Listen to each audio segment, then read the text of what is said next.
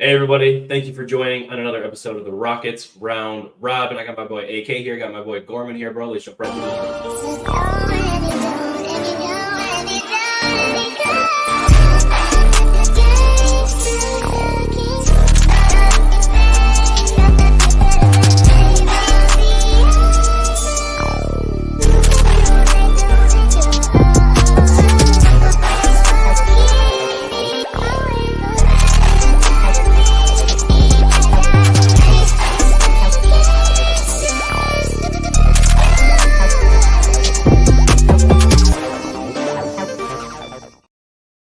What an intro, man. I still gotta appreciate AK. Shout out to that man for creating that intro. That shit's so fire, bro. That shit's so fire.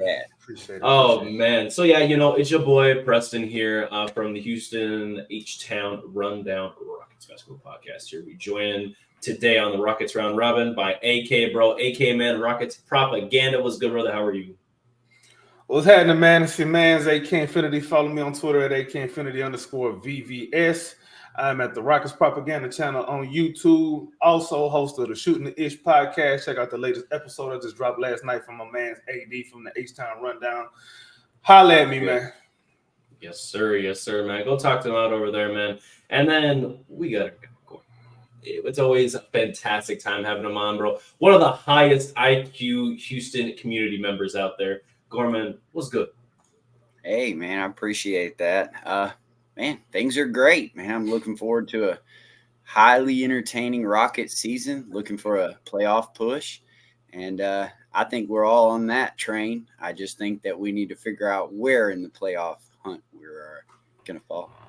For sure. And that's what we're going to talk about today is West contenders right now. So this year, there's the West is just wild, right? Last year was crazy. I mean, we won 41 games as an 11 seed, right? The highly contested it's ever been in NBA history, likely, right? I think that's not shy to say.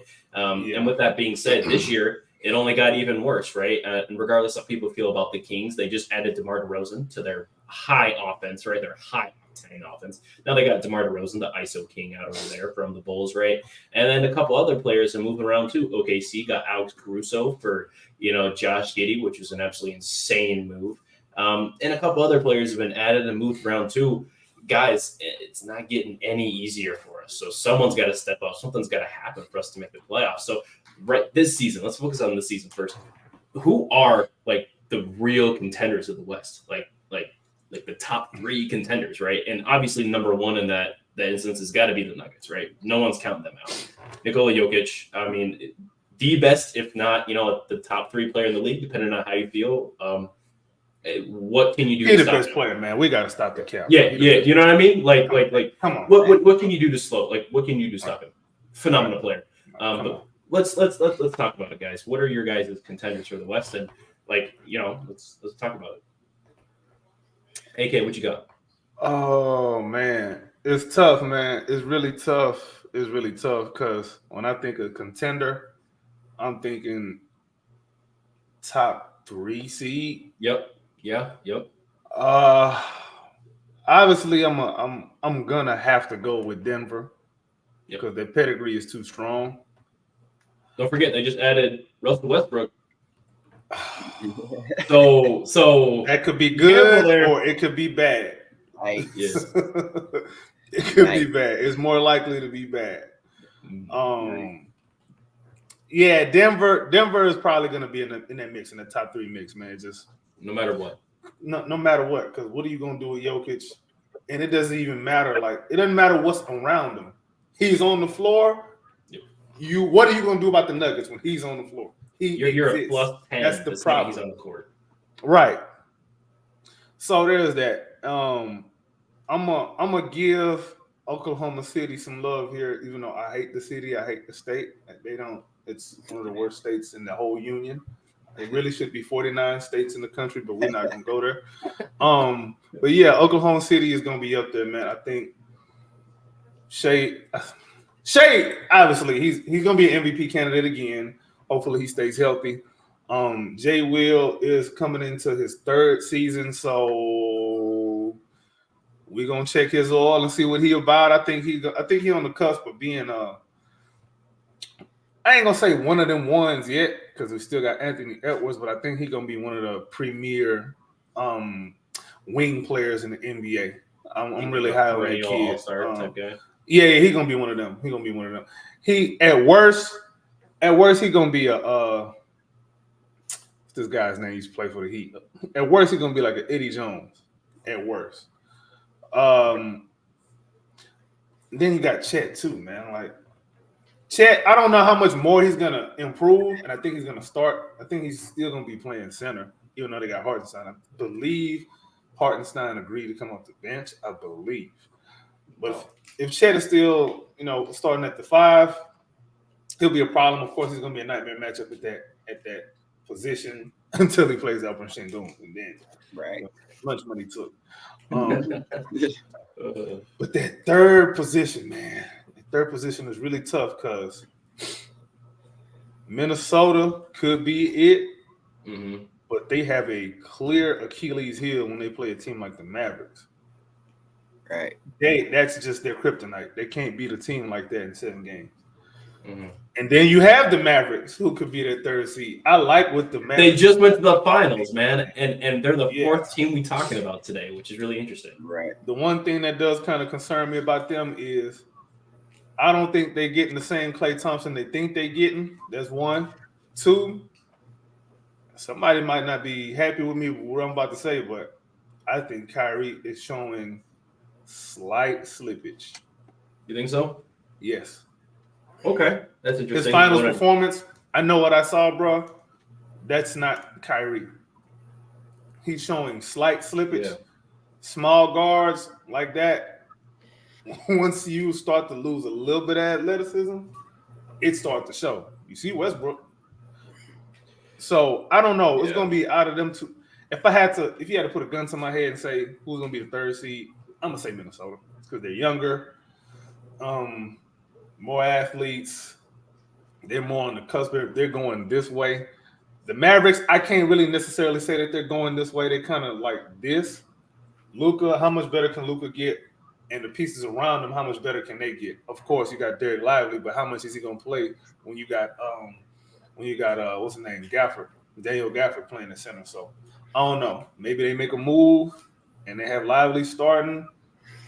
And maybe move Gafford for some pieces. I don't know what they do, but gun in my head, Minnesota is going to be that 3rd. We're going to take the 3rd spot. So I got OKC, I got Denver, and I got Minnesota. I think that's pretty much the same here across my board. Chris, do you have anything that disputes that at all? No. I do think there's more question marks this year in the West than there was last year. KP, who's going to guard in Denver? They're going to ask Peyton Watson and Christian Braun to do a lot of their guarding on the perimeter, and that's not nearly as good as KCP. And when we're talking about seedings, I think, regular season is a little bit different than playoffs. So, yeah, I'm with you. OKC, Denver, just because I don't think there's a true answer around the league for Denver. Like you said, Denver, has a tough matchup with Dallas, but they don't play them, but, 3 or 4 times a year. Regular season teams, Oklahoma City, because they can play in a multitude of different ways. They can. I really think that, putting Hartenstein in, they kind of lose a little bit of an advantage with Chet at the 5. I think that stretch 5 stuff and then being able to bring – play that 5-out basketball was real key for them last year. You bring a guy in the inside of the paint just for the defensive, and I just don't know if Hartenstein and Caruso is that's a lot of guys that you got to try to get rotation. And, Isaiah Joe was real good last year. Wiggins was real good. There's just a lot of guys there that they're going to have to figure out rotations, and that might get a little bit fishy, to open the season. So I agree with you because of the regular season, but I think there's more questions than answers across the Western Conference. Right. And talking about league movement, right? Earlier I mentioned DeMar, but not to mention another player that wasn't pivotal during the regular season, but in the playoffs for the Dallas Mavericks is they lost Derek Jones Jr., right? A guy who was all of a sudden lights out from 3. He was uber athletic and get boards, and he was defending really well on the perimeter for gosh knows what reason, and he ended up going to the Clippers. Now, is he going to be the same guy he was in the playoffs? Who knows? That's a question. Guys in the playoffs like to turn it up, right? So, he earned himself a contract. He's going to go play for the losing team for some reason. You don't really see that very often.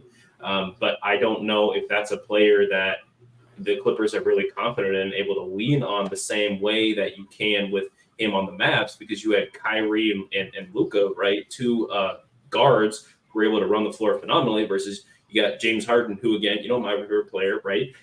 How much is he going to be able to do when his other starting guard is Norman Powell or,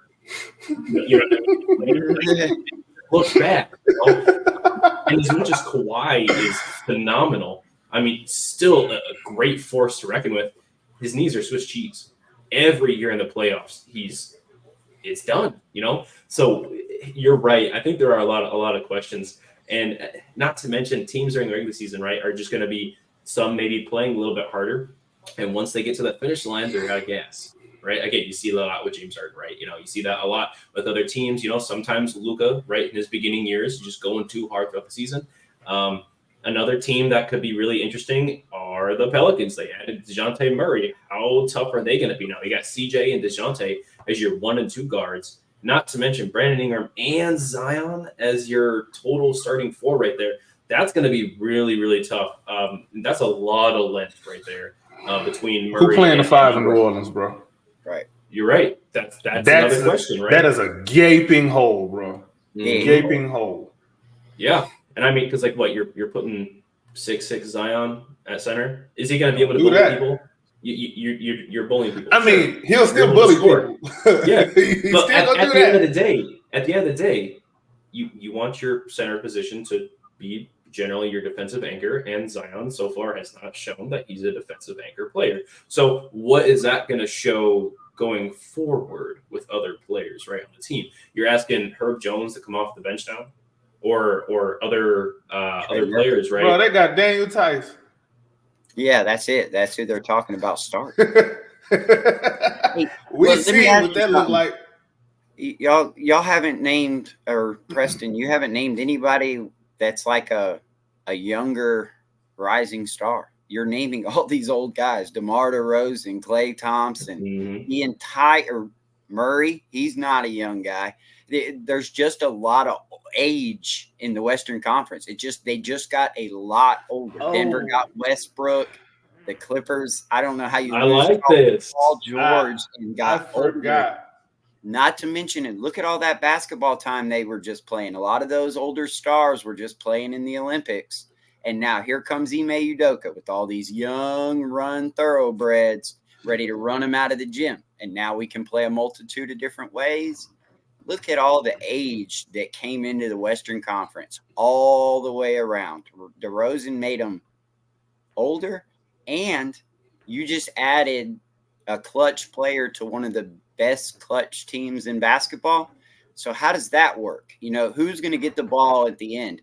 Matter of fact, Fox was better in clutch moments than DeRozan was. And so now I think he was best in the league. With the age. He was. What? I think he was best in the league. Yeah. Fox, yeah. Yeah. So you're now, what is he going to give the ball over to DeRozan, who wasn't as good? And, they're not all – that's not quite an athletic bunch. You get Fox, and then now you got Sabonis and DeRozan. It's not a lot of athletes out there either, and it's not like they're big. So there's just, again, more questions. Add the age to it, more questions. You're bringing all this to light. I didn't even think about how much older, right, the other teams have gotten.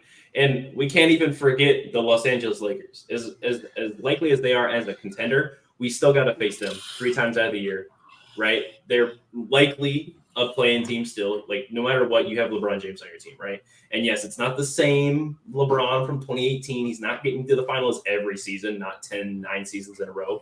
But gosh damn it, it's LeBron James, okay? Last season, I think he averaged 25, 7, and 8 at age 50, bro. That's absolutely unheard of, man. And you got Anthony Davis, which, as injury prone as he was his last couple seasons, last season, I think was probably one of his better seasons since he was his first season with the Lakers or when he was with the Pelicans. I'm actually really shocked how he didn't win Defensive Player of the Year. He was an absolute monster, and then he had a couple game stretch where he was averaging like 35 and 13. 80 is a big guy. He's real strong. Now, obviously, he's got cooked on the perimeter. We've seen it. But at the end of the day, defense can only be so great, and your offense can always be better. That's just kind of what happens at the end of the day, especially with the way the league is today. The Lakers are still going to be something that I'm not saying we got to watch out for, but we can't give them the win, right? You know what I mean? This is a team you have to beat. But I think we've mentioned, was it 9 teams now before we come to the Houston Rockets? Before we even get to the Houston Rockets, real quick, I need to make an adjustment, bro. Oh. I'm going to move Minnesota out that 3rd spot, and I'm going to put Memphis in that 3rd spot. Oh, we haven't even talked about Memphis. Let's do that. Please. AK, defend your take. Ja is not coming back to play with anybody. He's not coming back to be nice. He is coming with a sword, and he's coming to cut motherfuckers up, dog. That's what he's doing. Dude, Ja is so cold. What, the first game he had back, didn't he hit a game winner? A crazy acrobatic game winner. First game back. Dude, bro, that squad, they're brewing up something over there in Memphis, bro. And as long as Ja plays, well, that's a capability. But I'm thinking right now, I'm just GG's already out for the year. Yep. Hold on, wait, what? Yeah, hurt his foot. Yeah, they're all right. Ja has not shown the ability to be able to stay healthy. And he used to have a great screener in Mr. Steven Adams that he does not have anymore. We see what Jaren Jackson looks like as a primary, or with an increased role. I just don't see it. The last time we saw Memphis, they had Dylan Brooks's culture. They had Steven Adams' culture. They were going to hit you, and they were going to stand up to you. Yeah, that's where they're at now. They do not have that anymore. The last time we saw them and they got waxed by the Lakers, they had Dylan Brooks. They had Steven Adams. They had – who else has gone? Steven Adams was hurt in the playoffs at that time. He was. He was not only injured, but they still – and they got swept. And Ja has been here. He has played. Last year he was – he missed the 25 games, and then he get injured again. So he hasn't shown the ability to actually stay healthy throughout the season. And now you're going to add something to him without all that defensive culture. I mean, what, Marcus Smart? No, I just don't see it. They got older too. Isn't Derrick Rose over there too? Yeah. Derrick Rose is over there. Yeah, that's going to be interesting, right? To kind of rotate these 3 guards. Not saying that Derrick Rose is anymore anyway, no disrespect to the late Rose, but just it's not there. It hasn't been Derrick Rose for a while. I don't even know what he did last season. I don't know how. I didn't see anything of Derrick Rose last year.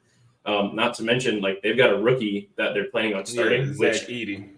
Yeah, and I like Zach. Don't get me wrong. I really like Zach. Him. He is a great screener, but how well is he going to perform? Are you expecting him to come out and be your Steven Adams right away? Because if that's the case, I think they're gonna use him differently. They're not gonna use him the same. They're not the same type of player. So what you're gonna what, use him in drop coverage, or they're just gonna isolate him all day? They're just gonna get him in an isolated corner versus Luka Doncic and just get torched. Well, we got to remember, they can still afford to play him at the level of the screen because Jaren Jackson Jr., former Defensive Player of the Year, is going to follow you to the hoop anyway and swat whatever you throwing up. Sure. But in regards to that, right, we're also asking him to cover for a lot of rookie mistakes now and cover as a part-time center and be a full-time power forward. And we saw what he looked like as a full-time center when he was playing for Team USA back in the Cup last year, right? And he was not good. He was different style of player. Different style. Yeah. But again, my difference is he's not aggressive enough to get those rebounds, right? He just isn't. Not to mention his defense. Yeah, he's pretty nice, but again, him being a primary focal point didn't serve them any justice. I'm seeing both sides here. I'm playing a little bit of devil's advocate, by the way. Sure. I'm seeing both sides. It's going to be really interesting to try to incorporate Ja back to this, especially without GG, who we Houston witnessed it firsthand. Jackson is he a problem. Yeah. And problem. Him being gone, I'm still going to leave Minnesota in that 3 spot, but I do think the Grizzlies are a top 6 seed for sure. Without but their perimeter defense is so suspect right now. They used to have Dylan Brooks out there. That's a different then now you got Bane and Ja in the front court. I'll say this though. Their perimeter defense wasn't that bad last year with all the injuries. Right. And this is with Marcus Smart even hurt. Their perimeter defense really wasn't that bad. Yeah, but you had playing guys like Vince Williams. They had a ton of length last year. GG Jackson and Vince Williams, that's a lot of length at perimeter. I just don't – you can't play a 5-man lineup that has that much length anymore, especially with GG out. You're going to have very limited length and in the backcourt and lots of length and a lot of – I guess Triple J can move his feet pretty good, but he's not going to be able to shift his feet enough to guard any of these perimeter guards with any kind of shiftiness. So if you get those two isolated, there's almost 3 guys that cannot guard in the low post on their entire team. So if you have anybody with any size like Dylan Brooks, he's going to punish that. I just think there's a lot more, again, questions. I think they'll live with that, bro. Yeah, for sure. But I'm not going to go put, if in the clutch, right? Tie game, and you got, it don't matter what point guard, shooting guard on the other side, but I'm not going to go send Desmond Bane, T-Rex arms to go stand up and guard this dude on the perimeter, right? And you don't want to ask Ja to do that because, Ja's quick. He can recover, sure. Right. But at the end of the day, he's not your prime. You want your best defender in the clutch. And at times, sometimes you pay for it, right? Even if it is center. Smart. So what's your starting lineup? Or what's your closing lineup for the Grizzlies? Because you have Desmond Bane, who is 6'4". You have John Morant, who is 6'3", and Marcus Smart, who's also 6'3". Are you starting 3 people, 6'3", 6'4", as the 1 through 3? Yeah. And then your 4 and 5 is a rookie in JJJ? Yes. Do you see the flaw? How many games does that win you? Yeah. How far ahead are they by the time closing time comes about anyway? Well, I'm saying like in a tie game scenario, clutch, right? It is they got the bet, you know what I mean? In a tie game scenario, they're probably gonna have they're gonna have a big rook probably sitting anyway. They're probably gonna have I can see them probably playing Santi Aldama, maybe. Or I can see them maybe playing Jake LaRavia a little bit. I don't know. It's gonna be tough. It's gonna be tough. It is gonna be tough, but at the end of the day, they'll still live with it because they got John Morant. Listen, man, I'm just a very strong believer in Ja, bro. I'm sorry. Yeah, I'm a very strong believer in Ja, and I believe that his chemistry, playing with Jaren Jackson Jr. and Desmond Bane, I believe the trio is a little bit underrated, and people are gonna have to pay for all of that disrespect. Who guards Luka? Who guards LeBron? Who guards Ja? That's what you gotta ask. Who is guarding Ja? Let's go there. Matter of fact, let's do this. Let's go there. Let's say Memphis is playing. They're playing Dallas. Who guarding Ja? Klay Thompson, old ass with them suspect Achilles. No, it'll probably. I don't know. I mean, Kyrie was clamping Paul George, so I'm just gonna say it'd be somebody that's quick enough to get him to make him. And the thing with Ja is you get to play back. If you get to play back, Ja is not going to shoot over you a ton, and if he does, I take that. You got to play back and give him a full head of steam. You want to do that? Yeah. You want to give Ja Morant a full head of steam, knowing that the first game he came back last year, they gave him that same full head of steam, and he had a game-winning floater. I'd rather give me the full head of. I'd rather me not have my center have the full head of steam. So if you play up on him, now you're giving Ja a full head of steam at my center. I would rather you have the full head of steam at me and make me make a move on me and then make a move on my center. So if you're going to go up and carry your dribble through, then now my center has an attacking point because he only has 2 steps till he has to shoot, and then I can recover. So yes, I would rather have Ja running at a perimeter guard rather than him running at my center. Okay, right, cool. Let's so your center got to step up, right? Yeah, he's going to either your center or your 4-man going to step up. If Triple J is playing center, you want to step up? Right, I agree. You're my weak side coverage. You see the problem? And if you want to help off the corner, you want to give up Desmond Bain for a corner 3? You want to do that? Is this something? Is that a game you want to play? Well, the Lakers figured it out pretty good the last time that we saw it. And they had that was a very young version of the Memphis Grizzlies. They've gone through a season of hearing a bunch of disrespect and all that. See, you think Ja ain't been working on his jump shot and just his wrist shot? Nah, bro. He's been working on the jump shot too. Now I can promise you that, bro. I promise you that. I agree. So let's anyway. That's speculation. Obviously, we still got to see. We can't really say. We really can't say unless we see. But being the Ja stand that I am, I'm gonna just push that propaganda right quick. I like Ja. I just think that they don't. Houston Rocket, Ja Morant. Future. Oh, I like the sound of that. I've been saying that for some years, man. He a Rockets fan. Y'all know that, right? Yeah. Interesting. Yeah. Interesting. He a Rockets fan. So at some point, my man, bro, I'm getting every Ja Morant jersey. I'm getting every Ja Morant pair of shoes that come out. I'm doing that. Man, let me tell you, I'm finna be insufferable on Twitter, boy. I'm afraid we don't get Ja Morant. I want to ask what I would give up to get Ja Morant. I would like Ja. So we've been talking about, we thought the Wolves would be the 3 seed. AK is defending his take at the Grizzlies being the 3 seed. The question becomes the 2. Who's better between the Wolves and the Grizzlies, right? We're going to see a little bit different Grizzlies team than we've seen in the past, right? During these matchups, Ant and Ja have both shown flashes of being that guy. Like, especially Ant last year, beating the Nuggets in 7, right? Being down, by the way, and going into their territory and coming back with a win. Crazy game 7, by the way.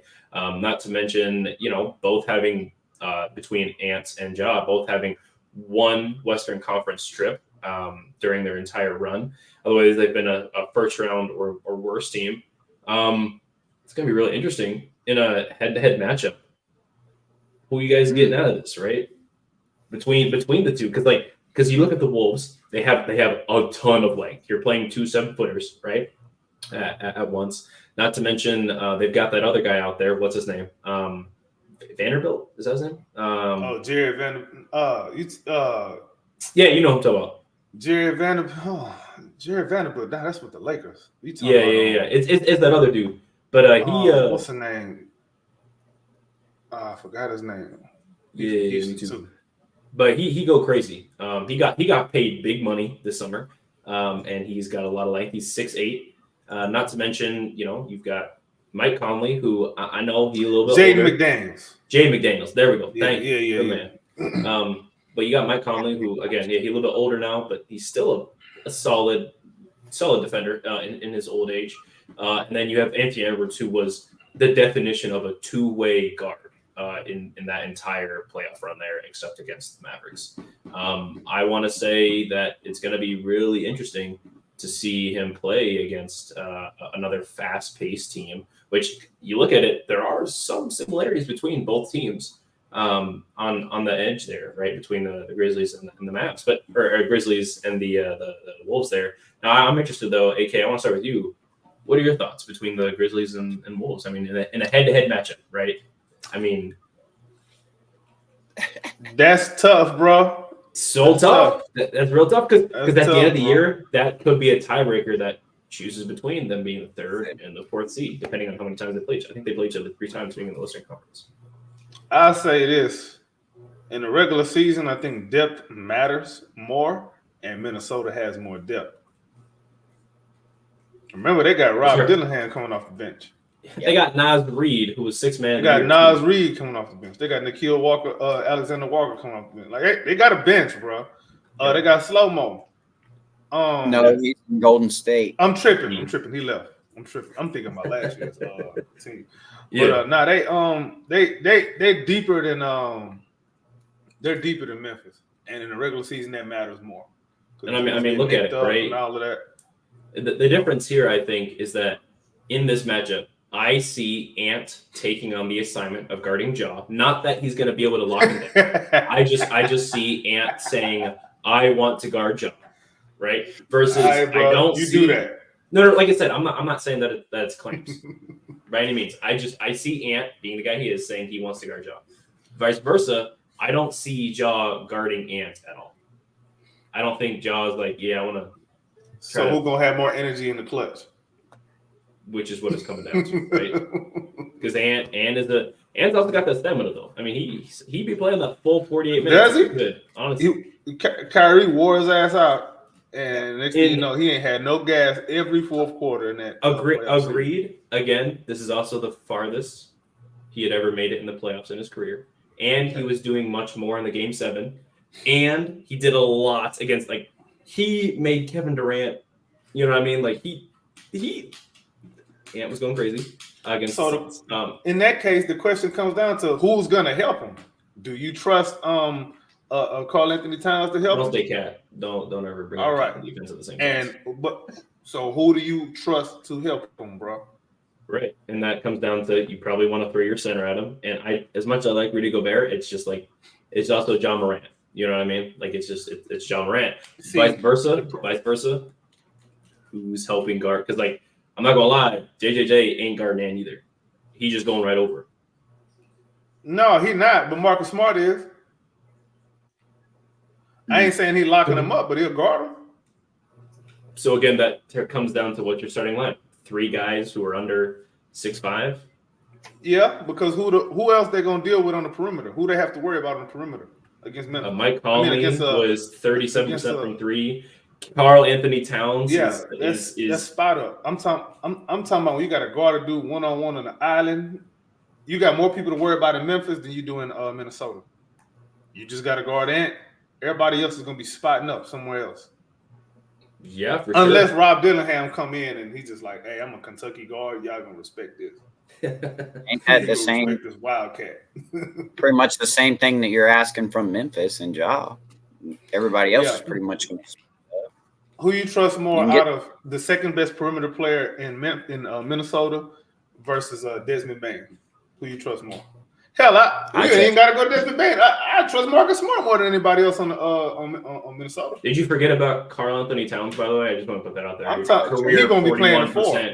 He's playing the 4 or the 5, one of them. It doesn't matter. Cat is and Triple J going to deal with him. Like Cat, nobody's afraid of him. Yeah. They said they weren't afraid of him, and look what happened to the Suns. I just when I look at matchup to matchup, when I look at it, I just look at the defense. I think Jaden McDaniels can guard Ja, and that's what I trust. I'd give Jaden that would be a better matchup. Okay, then I don't better matchup. I don't see anybody on the other end that can guard Edwards. I really don't. I don't see anybody. I know this sounds crazy, but I don't really see anybody deal with Gobert. Are you asking? What do you have to deal with Gobert? Roy, you offensive rebounding. If he's just a menace in the paint, he can just put it back. I mean, Triple J can't rebound. So if he's just getting all the offensive rebound, you know what? That's where you win the argument. That's where you win the argument, bro. Yeah, I just don't see that. Memphis rebounding is bad. It's bad. Really bad. And Triple J be pissing me off with that. Why you rebound like a guard at your size? And that's what I'm saying. Mm-hmm. Yeah, we that's ate the them one thing up about Triple J that I do not like. Can't rebound.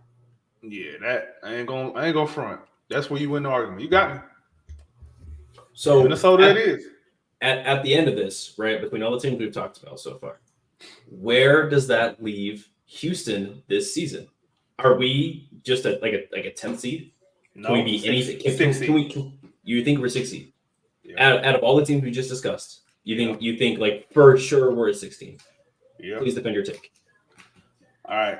Let me pull up the stand. What's the conference? Actually, that's a good idea. Let's just pull up standings real quick, and I think I'll screen share too. I got them here. Well, like I said, I think there's just a ton of questions. They all got older, and I think with the addition of Steven Adams and a healthy Tari, I think it gives Ime a way to play in a multitude of ways. I think that a lot of people are talking about, having to have a top 10 star. I think with Ime Udoka, I think he would rather play a variety of ways and be able to be matchup dependent. If you got a team that Steven Adams is a better center, Steven Adams will probably play. I think Ime want to play that's big. He like big lineups. Yeah, I think so because that man was putting Tari at the 2. He like big lineup, dog. He like big lineup. Think about that, Tari at the 2 and having somebody like Reed Shepherd play the point.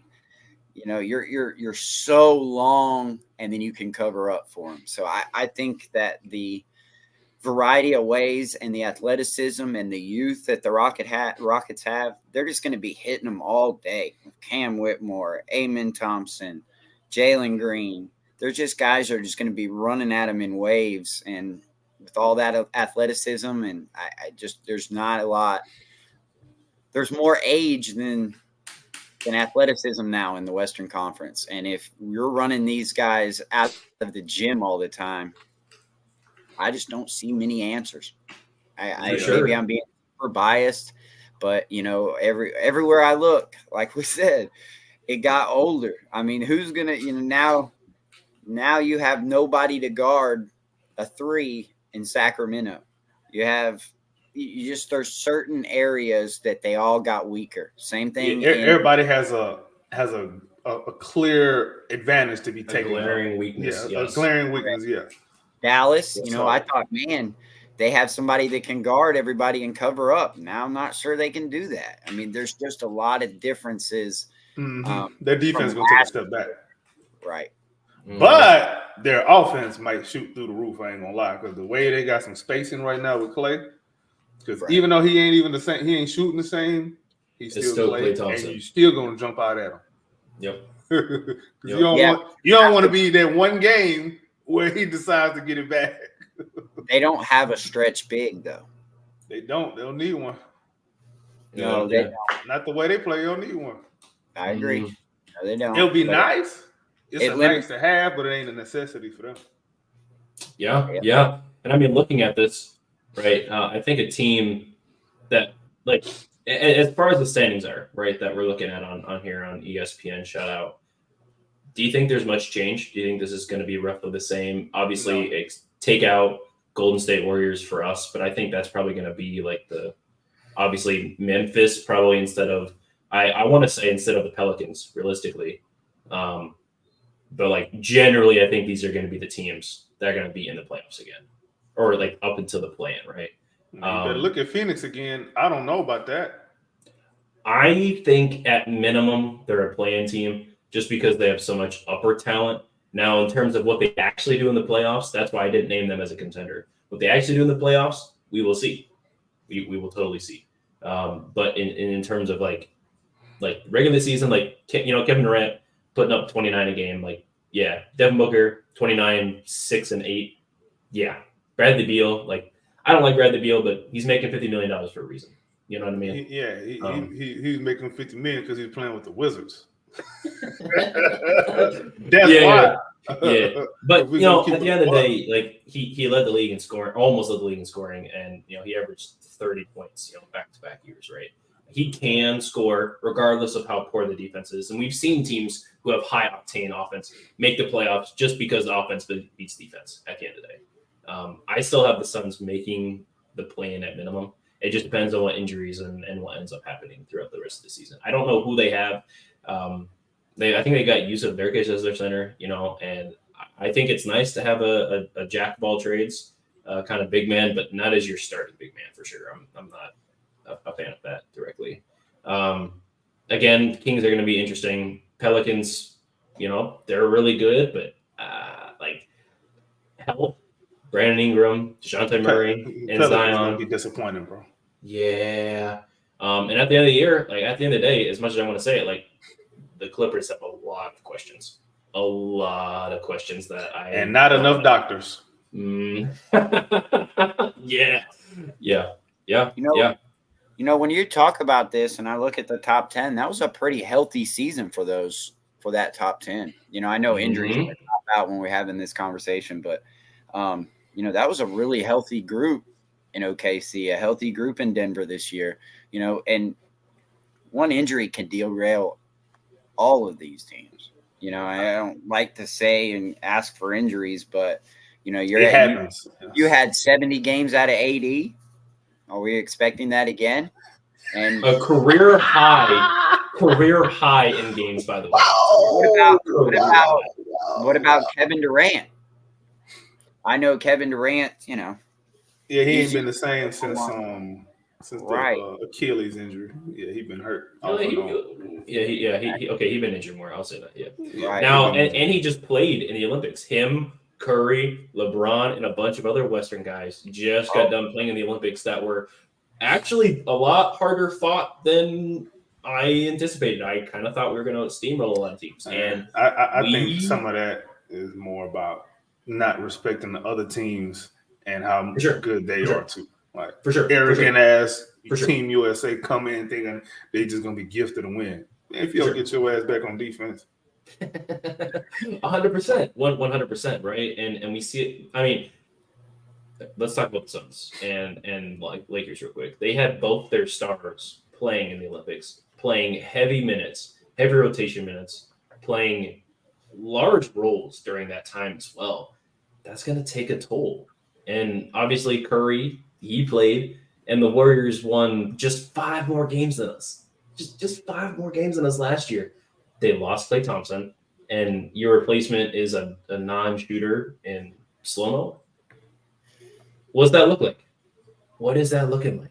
I don't really see. I don't know. They're gonna fall off. Another injury team. Curry was fairly healthy last year. You know, he's always, and then now you're asking for a bigger role out of Curry. Every time they've asked for a bigger role out of Curry, you end up getting hurt. He gets hurt. Look at, what was it, 2020, right after Klay left. He got that tailbone injury, and he played 28 games that season. Right. And, you know, another thing with Dallas, you remember the last time that Dallas went on a long run? And then the next year they came back, they didn't even make the playoffs. And you're right about that. When I saw Luka in the I forget what it was, but he did not look healthy. He was still limping around in the Slovenian game that he was playing. That boy. Yeah. You look big as hell. Yeah. In those pictures, you look big as hell. Man. Yeah. And LeBron, of course, Phoenix, same thing. You know, Booker and KD playing all summer. I think that, you know, he is probably hating that. You know, having all these guys play deep and deeper, and then they played big minutes too. They really asked Booker hard, you know, 70 the best player, 70. Yup. And you're looking at it like also Anthony Davis, like we just said, right? Just got done playing the most amount of games in his career last season. Goes on, not necessarily a deep playoff run, but is playing heavy minutes in the playoffs, right? We're talking 43 plus minutes a game during that time. And then he goes off, right, to go play in the Olympics where he is heavy rotation minutes during that time. And your next, you know, like you got LeBron James on that same team playing the same amount of minutes, right, if not more, during that entire time. That's going to be really taxing. And the last time that happened to these guys where they ended up playing super deep, right, you know, post-bubble, right, played a lot, some stuff over the offseason, came back, they got bounced in the first round by the Suns, 4-6, right? And AD ended up getting hurt, and that was all she wrote after that. Yeah. So injuries, as much as like you say, Chris, man, I don't want to sit here and say, man, hopefully we just know that things happen with the player's body. We've seen it happen time and time again with any and all players. They have the same course. It's the same story with the specific player. They do a certain routine or they get out of their general routine, and then it changes their entire body health and whatnot. So, you know, you can't – a lot of people want to say barring injury, but You know what I mean? Like, you can't, like, they did that every year with Kawhi and Paul George. Well, if injuries didn't, but like the thing is they happen It happens every year. It's Like, going to happen. Yeah. I don't think I don't think the Clippers are going to stay up there either. I just don't think that they're going to have Phoenix that. not either. Yeah. There's just like Phoenix questions throughout the West. Yeah, Lakers, Golden State Warriors. So like Clippers, Pelicans. Hold on, we want to talk about injuries. That's what I was saying earlier. Zion lost, and they got older. They got older. They lost a defensive point guard type of thing with Daniels, and they got Murray. Yep. They went back for more offense and lose a little bit of defense. Mm-hmm. Mm-hmm. And Zion eats some of them beignets in New Orleans, it's a wrap. That boy's going to get injured again. And I think the Lakers this year, I'm going to call them the Hollywood Lakers all year. I think that LeBron is doing the Kobe retirement thing. He just doesn't want to come out and say it. I think he gets into a few, about 25 games in. If they're not, lighting it on fire, I think that's when they just flip script and start doing the Hollywood Lakers, start selling tickets and doing the goodbyes to everybody, and LeBron does it. I just believe LeBron likes attention more than anything else in this world. He is a diva. You better believe when he's retiring, he wants everyone to know ahead of time so you can come and kiss his ass every game. And a whole season of it, too. He doesn't want the whole season of it. Yeah, just like Kobe did. And he wants all the money, too.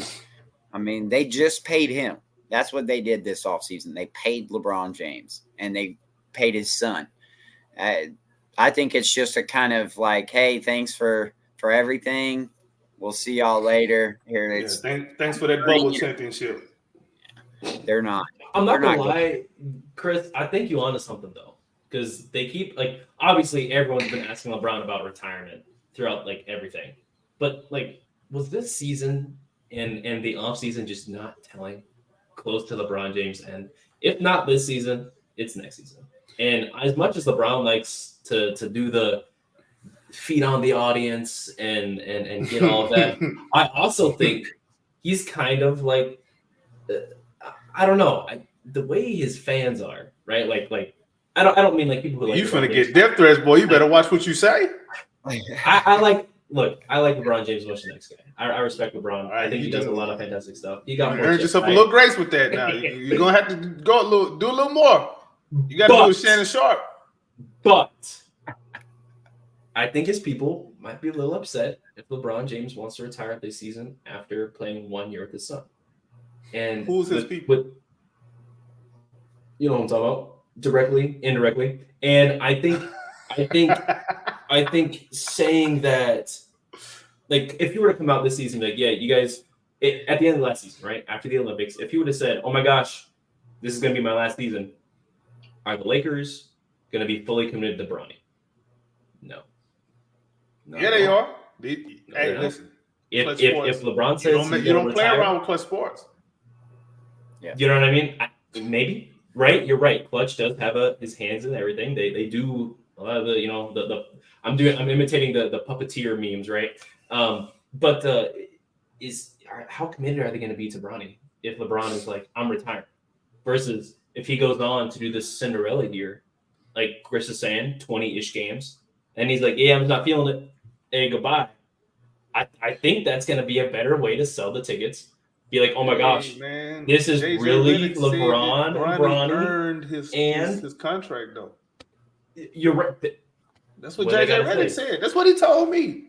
That's what he told you. Yeah. He told all of us that after they had a podcast together, and then all of a sudden, those two are like, oh, JJ's the front runner to be the Lakers head coach after they had a podcast. Man, that's real interesting. Yeah, I was told LeBron had nothing to do with it. That's what they told me, bro.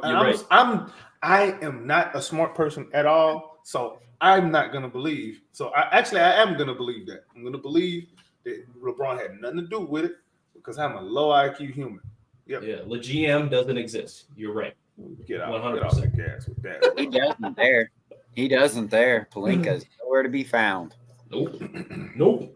So I think I really do think, Gorman, that this, depending on, I think within like a quarter of the season, right, out of 82 games, what is that, like 22, 26 games? I really think that it just depends on where they're at. And if they're doing really well, they're doing well. If they're not, I think LeBron is like, damn, I left it all on the court, and now I'm passing my legacy on to my son. I'm almost confident in that. Not that it's going to happen. I think that's the father son, kind of thing that's going to happen. And with that being said, Anthony Davis is going to say, "LOL." Okay. I want out. Yeah, almost immediately. How quick did he sign an extension? 80? Yeah, I don't think so. Last year he signed it. Yeah. Let me see. Let me check right. Because he was going to go into restricted this year, and they wanted to sign it. And he wanted to see what LeBron was going to do. LeBron restricted? You mean unrestricted? He was going to go. Well, yeah, he would.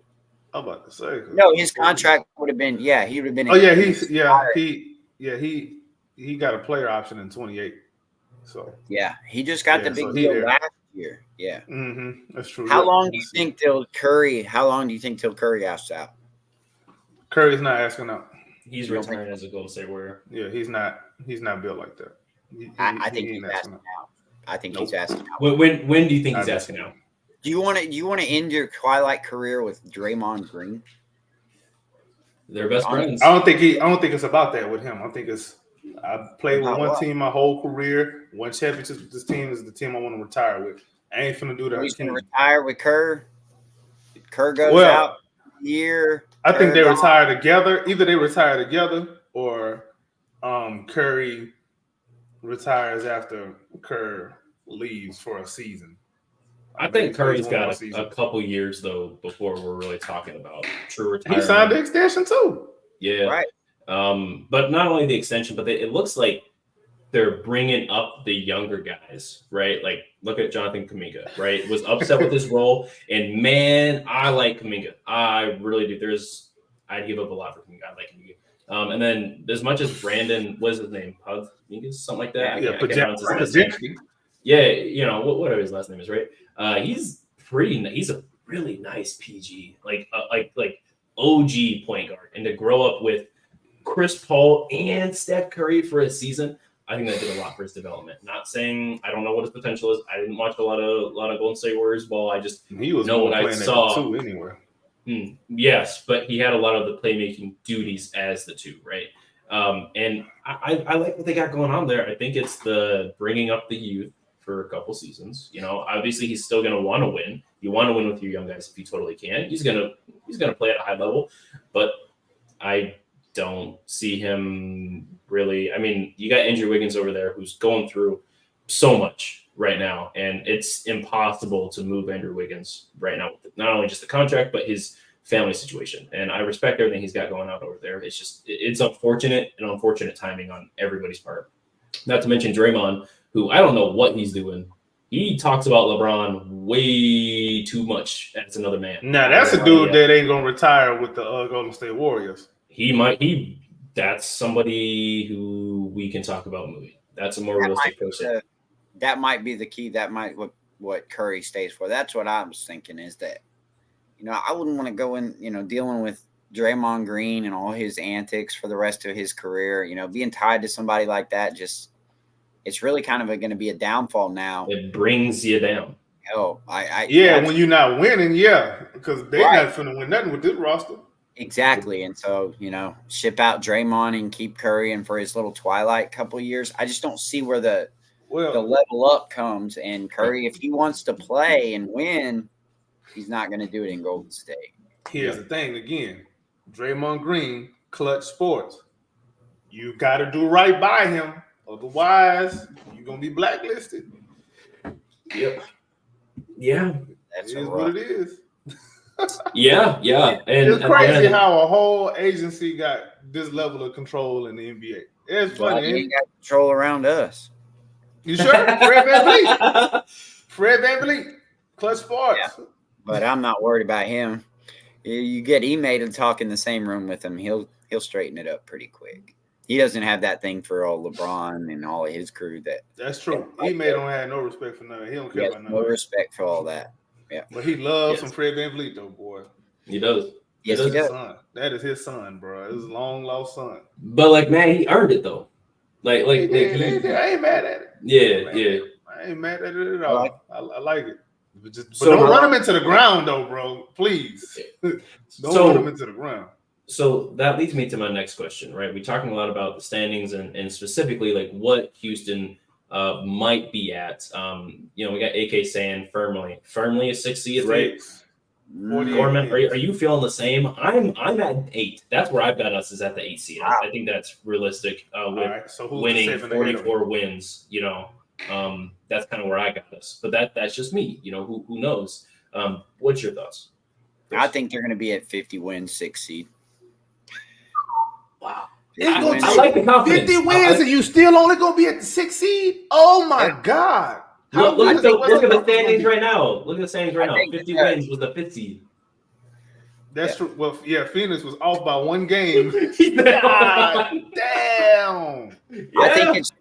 I think it's going to be a little bit more of like a drop off kind of thing with the Western Conference. Like I think they're going to be teams like we're talking about. Phoenix comes up with an injury or Sacramento doesn't work out, and they're just going to fall. They're just going to free fall, and it's going to be a bloodbath of a Western Conference. And there's going to be a few teams that end up doing the late Dallas, thing is what I believe is going to just kind of like last year. There was a couple of teams like the Utahs of the world that were just trying to tank it out. And I think that it's going to happen a little quicker this year. I think there's going to be some fall offs, and the Rockets are just going to play great basketball and, get some luck on some fronts where, they're going to play teams that are older and not playing guys or hurt or whatever. I just think we're so deep and we're going to be running athletes at guys that they're almost going to just walk their way into 50 wins. I think the Western Conference is going to be a misery downfall kind of year. I think there's going to be 2 or 3 teams that are just going to fall to the bottom of the standings. And I think the old guys, yeah. And then I think that the San Antonios will surprise a little bit, maybe make the play in or something like that. But I think there's going to be more of a fall off. I hate it too, but I think there's going to be a big fall off. Well, as long as we don't have to worry about the Blazers doing anything, I think we're all right. But at the end of the day, man, what if Scoot Henderson done figured it out and he just come and shock the whole NBA? I mean, he was looking really good his last 5 games. And what if Shaedon Sharpe is healthy? What if DeAndre Ayton finally grow a pair of balls? Yeah, you asking for the impossible. They got Donovan Clingan up there too. What if they get off with Ayton because Clingan is balling and they get something back worth a damn and they fill in some gaps somewhere? I mean, the only way, like Robert Williams. What if Robert Williams is healthy? It's not going to happen because he's never healthy. He was born unhealthy. I didn't say a word about Anthony Simons. Anthony Simons. I think he get moved. I don't know. It starts the year. Does Scoot start? I don't know. I think, matter of fact, I think they end up moving Simons with Ayton. I think they get moved together. I almost think Ayton. Man, that's a lot of money. You have New Orleans. I'm looking at New Orleans. That's almost $50 million. That's too much money. It's like $50 million at minimum that you're sending out. Who you sending back? What's the name? You cannot pay for it in New Orleans. They probably send back CJ and they gonna trade back CJ. And that don't make sense. They don't need him. If you get back Simons, I don't need him. Then why would they want CJ in Portland? You still got a couple years left. CJ and Brandon Ingram. Ingram makes a lot of money. Makes $20 million this year, 20 plus, and he's asking for a max contract. So. That's what I'm saying. I was asking for a max. Oh, sorry. What's the name? I forgot about the other dude in Portland. Hold on. Wow. Oh, Jeremy Grant. Yeah, Jeremy Grant. He might be somebody who could be targeted. He's making $50 million alone. By the way, his extension was I think a 4-year, $224. That's ridiculous. Yeah, that's stupid. That was their guy they were going to put next to Dame, by the way, everybody. I just want to just reminder, Yeah, but they have 2 centers, and one of them ain't gonna make it past the season. That's what I'm gonna say in Portland. No, they hold And their New breath. Orleans has a bad problem at center. They are looking at draft picks. How come nobody's talking about Brooke Lopez to New Orleans? That's a good What? that's a good one actually. But Ingram. I'm trying to figure out like why. But I don't think Milwaukee would be a good place for Ingram. Give Ingram back. So then, what you got? Chris Middleton, Dame, Giannis. That'll be so much better than running Middleton back out there with his limping body. At least you have somebody that can get a bucket. It's a better Middleton, is what I see it as. I think that there's a trade-off there. I think BI is better offensively, but I mean, I also think Middleton's better defensively. So I'm not by a whole lot though. But he's never playing. He's always hurt. It's always so Middleton. Brandon Ingram.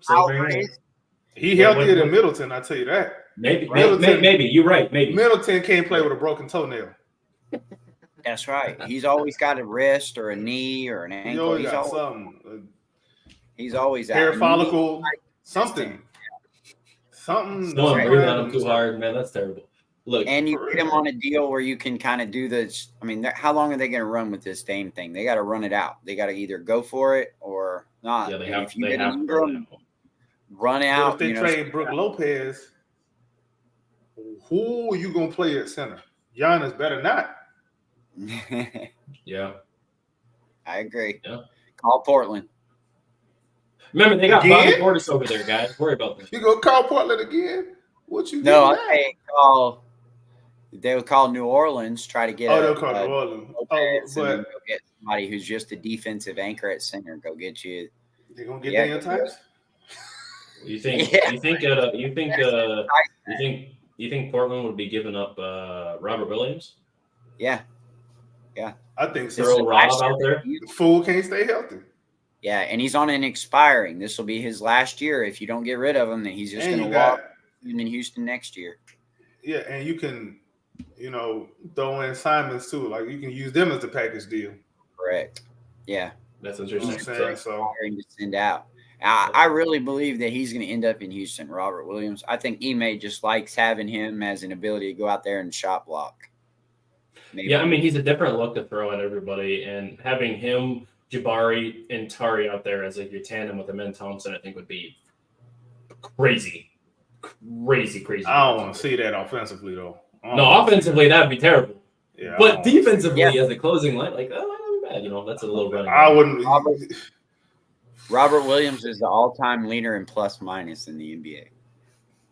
That's nuts. Wow, that is an absolutely incredible statement. He's also the all-time shot blocker for the Celtics in a single game, in a playoff game, ain't he?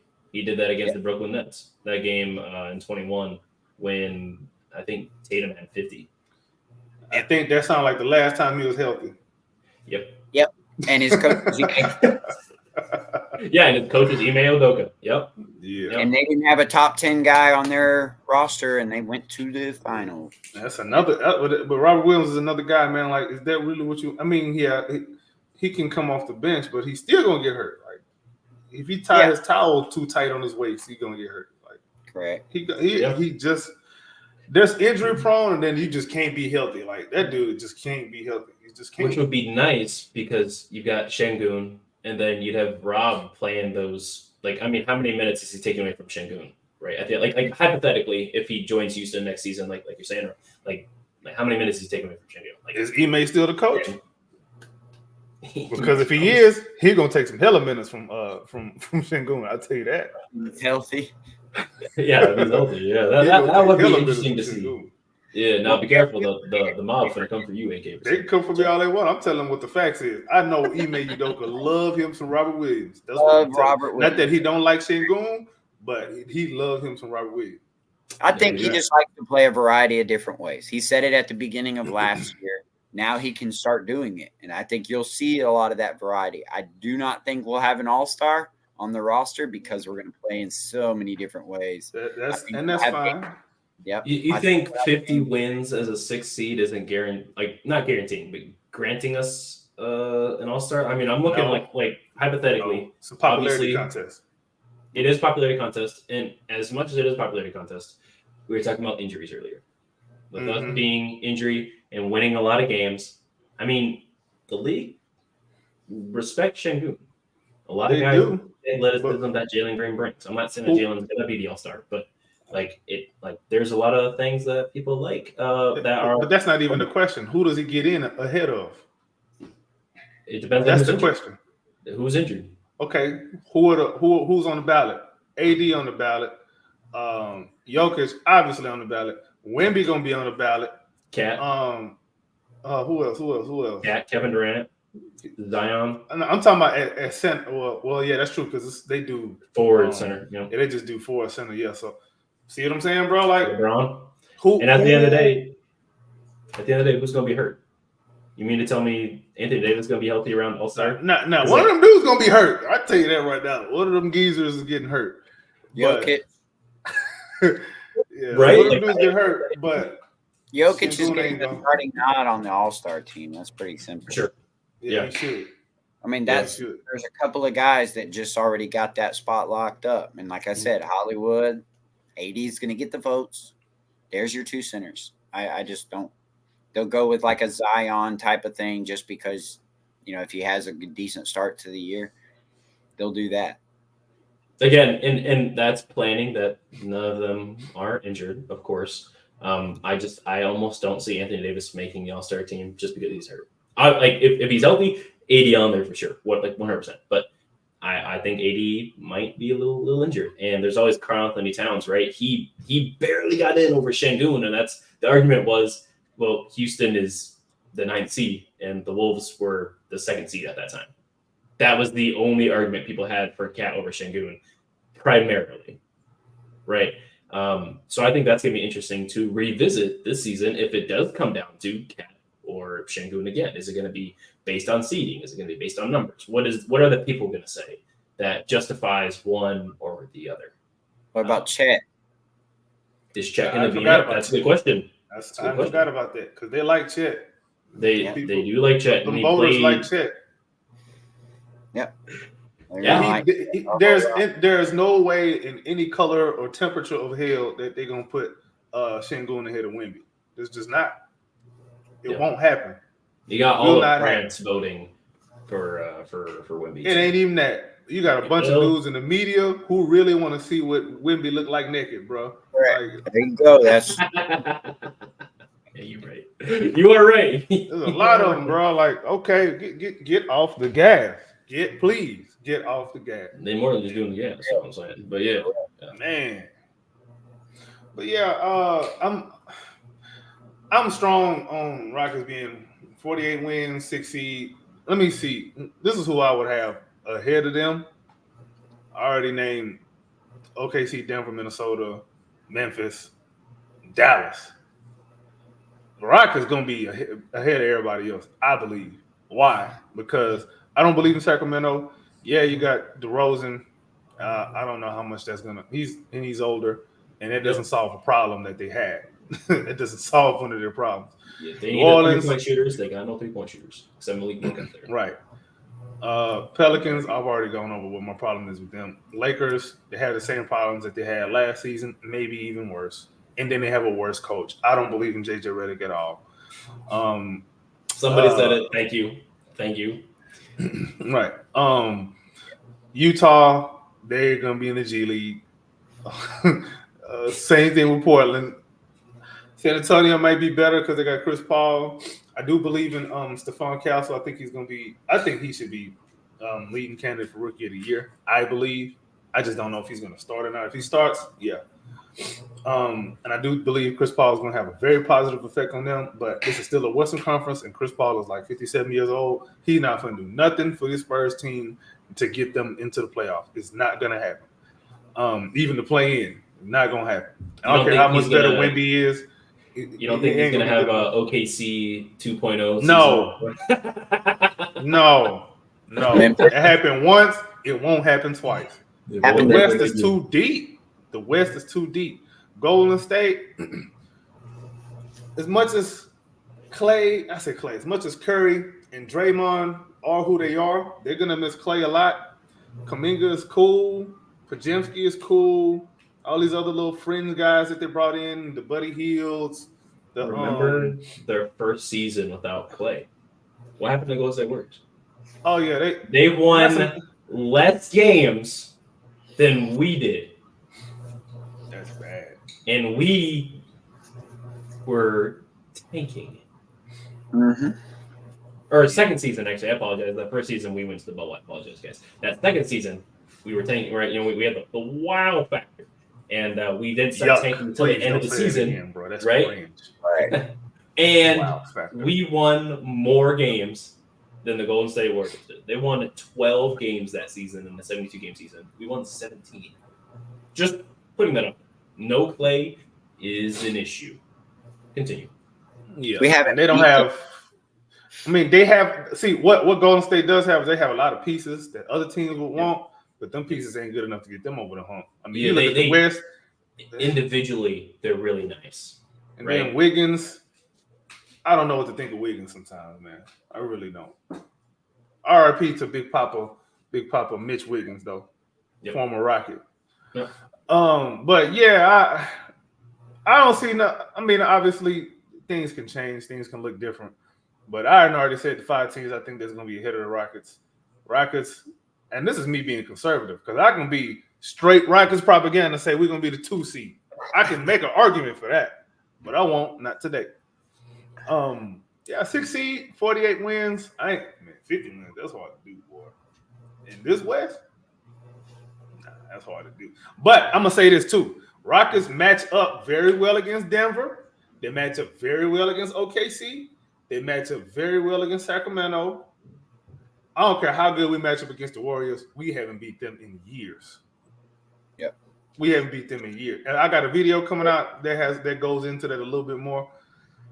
But yeah, I don't know what it is, but we just can't beat them. It's because they had Klay Thompson. They Curry. Man, we got bad juju against them, dog. Every time. Y'all want to touch on them trade rumors now? Oh yeah. But before we move on to that though, Gorman, looked like you had a couple things to say while AK was talking there. Was there anything you wanted to touch upon there? Nah, I mean, I think Dallas is going to be a big problem for us. I believe so. But other than that, you're absolutely right. We match up well against a lot of the tops in the conference. We do not play well against Minnesota. So that scares me for the playoffs, for the future. But, I really think we match up well against Oklahoma City, and I'm interested to see how that coach, now they got a target on their back. And this is the first time that they're kind of playing free, last year, and they're not going to play free this year. They're going to be after them. And I really think that the Chet move to 4 and having Hartenstein in there and they paid him, so it better work. And I thought that was their big advantage last year, was having Chet at the 5, and he was willing to do it and play the 5 on defense. That's where their advantage come from. And now you're going to lock up that box. So I do, like you said, I think we match up well against a lot of the teams, and I don't think the West is as strong as everybody's making it out to be. Who was their starting lineup too in OKC? Who's their starting 5? I know Caruso can guard, but Caruso doesn't guard against Jalen Green. We saw that firsthand, baby. Yeah, he ate him up, and I really do think that our athleticism actually being on display is going to be a big problem for teams this year. Yeah, Jalen gives Lou Dort problems too. So now I don't care about whatever them two's doing. They can't handle Jalen. He's too fast. Correct. And they can't handle Cam Whitmore either. How much is Cam going to play this season? I have something tells me he's not going to get the 25 minutes a game that we may want. Something just tells me. No, I don't know how. Like I said, he's not getting 25. Variety. I think it's really going to be a variety of things. He's going to throw guys out there, and if Cam's hot, he's going to stay out there. And if he's not hot, then he's not going to stay out there. I think you'll see a lot of Cam Whitmore for 8 minutes a game, and then you'll see some games where he plays 25. That's going to be for most of the lineup, in my opinion, except for Fred VanVleet and Alperen Sengun. Other than that, that's the two guys that I see being out there. Well, Amen Thompson as well. Amen Thompson, Fred VanVleet, and Alperen Şengün, I see getting a minimum of 30 minutes a night. But Tari. I think because he has a different way to play. Yes, but I do think there's in spots where he's going to like Jabari better at the 5 and Tari at the 4. Jabari's going to play a lot at the 5 this coming season. I can see that happening. That's what I'm saying. I think we saw a preview of that. And it looked we sure did. Damn and good. It worked. Yes, it looked really good. So that's where I think we'll see it. I think Ime's going to play with the lineups a lot this year early in the year. It's going to look suspect in areas, and then I think he's going to turn it on at the All-Star break, and we're going to run off, just like we did last year, run off a few wins and come into the playoff hunt ready to go. For sure. Yeah, we just can't come out the gate losing 3 in a row like we did last year. Yeah, that was not a great start. Hurt. I went to that Orlando game. That was rough, man. That was rough. I got all excited, went down there, and Orlando fans were real lit up there. Well, they were. You got to be honest. Now, see, what you got to do is you got to wear a Rockets jersey and go to a Rockets game in Dallas and talk shit to everybody. That's what I did. I put my life on the line. Yeah. I made the whole section regret living in Dallas. The whole section. I was like, I'm probably gonna get beat up, but it's gonna be worth it. It's gonna be funny. Now before we move on, just earlier we were kind of talking about a lot of players, that have played in the Olympics and whatnot. Obviously, Anthony Edwards being one of those guys for the Wolves, so that's gonna be something to look at. But also, we forgot Gobert played with France. So what's that gonna look like? Him coming back into the season? Where played with us with what you call it? Serbia, with Serbia, and Wemby was with France as well. So what's France. that? What's Luka that going played to look with like? Slovenia. Mm-hmm. Yeah. Well, so what's that going to look like for those teams? I don't think it's going to do too much until like later on in the season. To be honest. Right. That's what I'm looking at is how can we take advantage of those guys that played heavy, hard minutes for their teams individually, and what can we do to show off that we can win this game, right? And obviously, I think the answer to that question is pretty easy. Is Gorman said we're just gonna run them out of the gym, right? We have too many like he said it best, man. We've got a lot of athletic guys out there, and even though like Aaron Holiday isn't a guy that's like gonna be super quick, he's a guy who pushes the tempo too. I think we saw a lot of that. So that's gonna be really interesting, and I'm definitely excited for that. Now, let's move on to the final bit here. The thing that we're all dreading, the thing that has been talked about too often, left ad nauseum throughout this entire offseason, man. Trade rumors once again, guys. Oh my goodness. Man, let's talk about that Sports Illustrated article that got dropped. Will posted a little article about potential trade rumors brewing in Houston, and our best trade assets being Şengün, Jalen, and Amen Thompson, and our only untouchable was Reed Shepherd. Man, Gorman, you got your face is saying a lot there, but you're not saying nothing yet specifically. So tell me about it. Give me your thoughts, man. Give me your thoughts. Without reading the article, I don't know that ain't true. I do believe that untouchable would be an Alperen Şengün, in my personal opinion, but I don't think that is what the article is saying, because they're looking at it and seeing if he's got a max contract or not. If they valued him enough to be untouchable, he would be paid right now. But yeah, I don't know. The Reed Shepherd's untouchable. I think Amen might be a little more untouchable than him. But I think they would be our most valuable trade pieces would be the Jalen Greens, the Alperen Şengün, and the Amen Thompsons. They would be the most valuable, on paper, to another team. I believe Tari would be one of those too. But I don't think there's any validity to it. I think the Rockets are in full boat to go to the All-Star break with what they got, and they're going to see what they got. They're going to figure it out, and I think by the All-Star break we'll know, and that's when I think the trade discussions will either be really hot or they won't be anything at all. in my opinion. Yeah, they're gonna be cooler than ice. Hopefully, that's what I'm waiting Come on. on. Because Yes. I am tired of this, bro. Like I get it. Like Jalen is, for reasons that everybody has, is the guy that everyone names in every trade possible. Regarding the Houston Rockets, and me being a Jalen Green fan, like everyone knows it. You see the jersey in the back, like I get it. Talking about him, like I get it. Now, do I agree with them? No.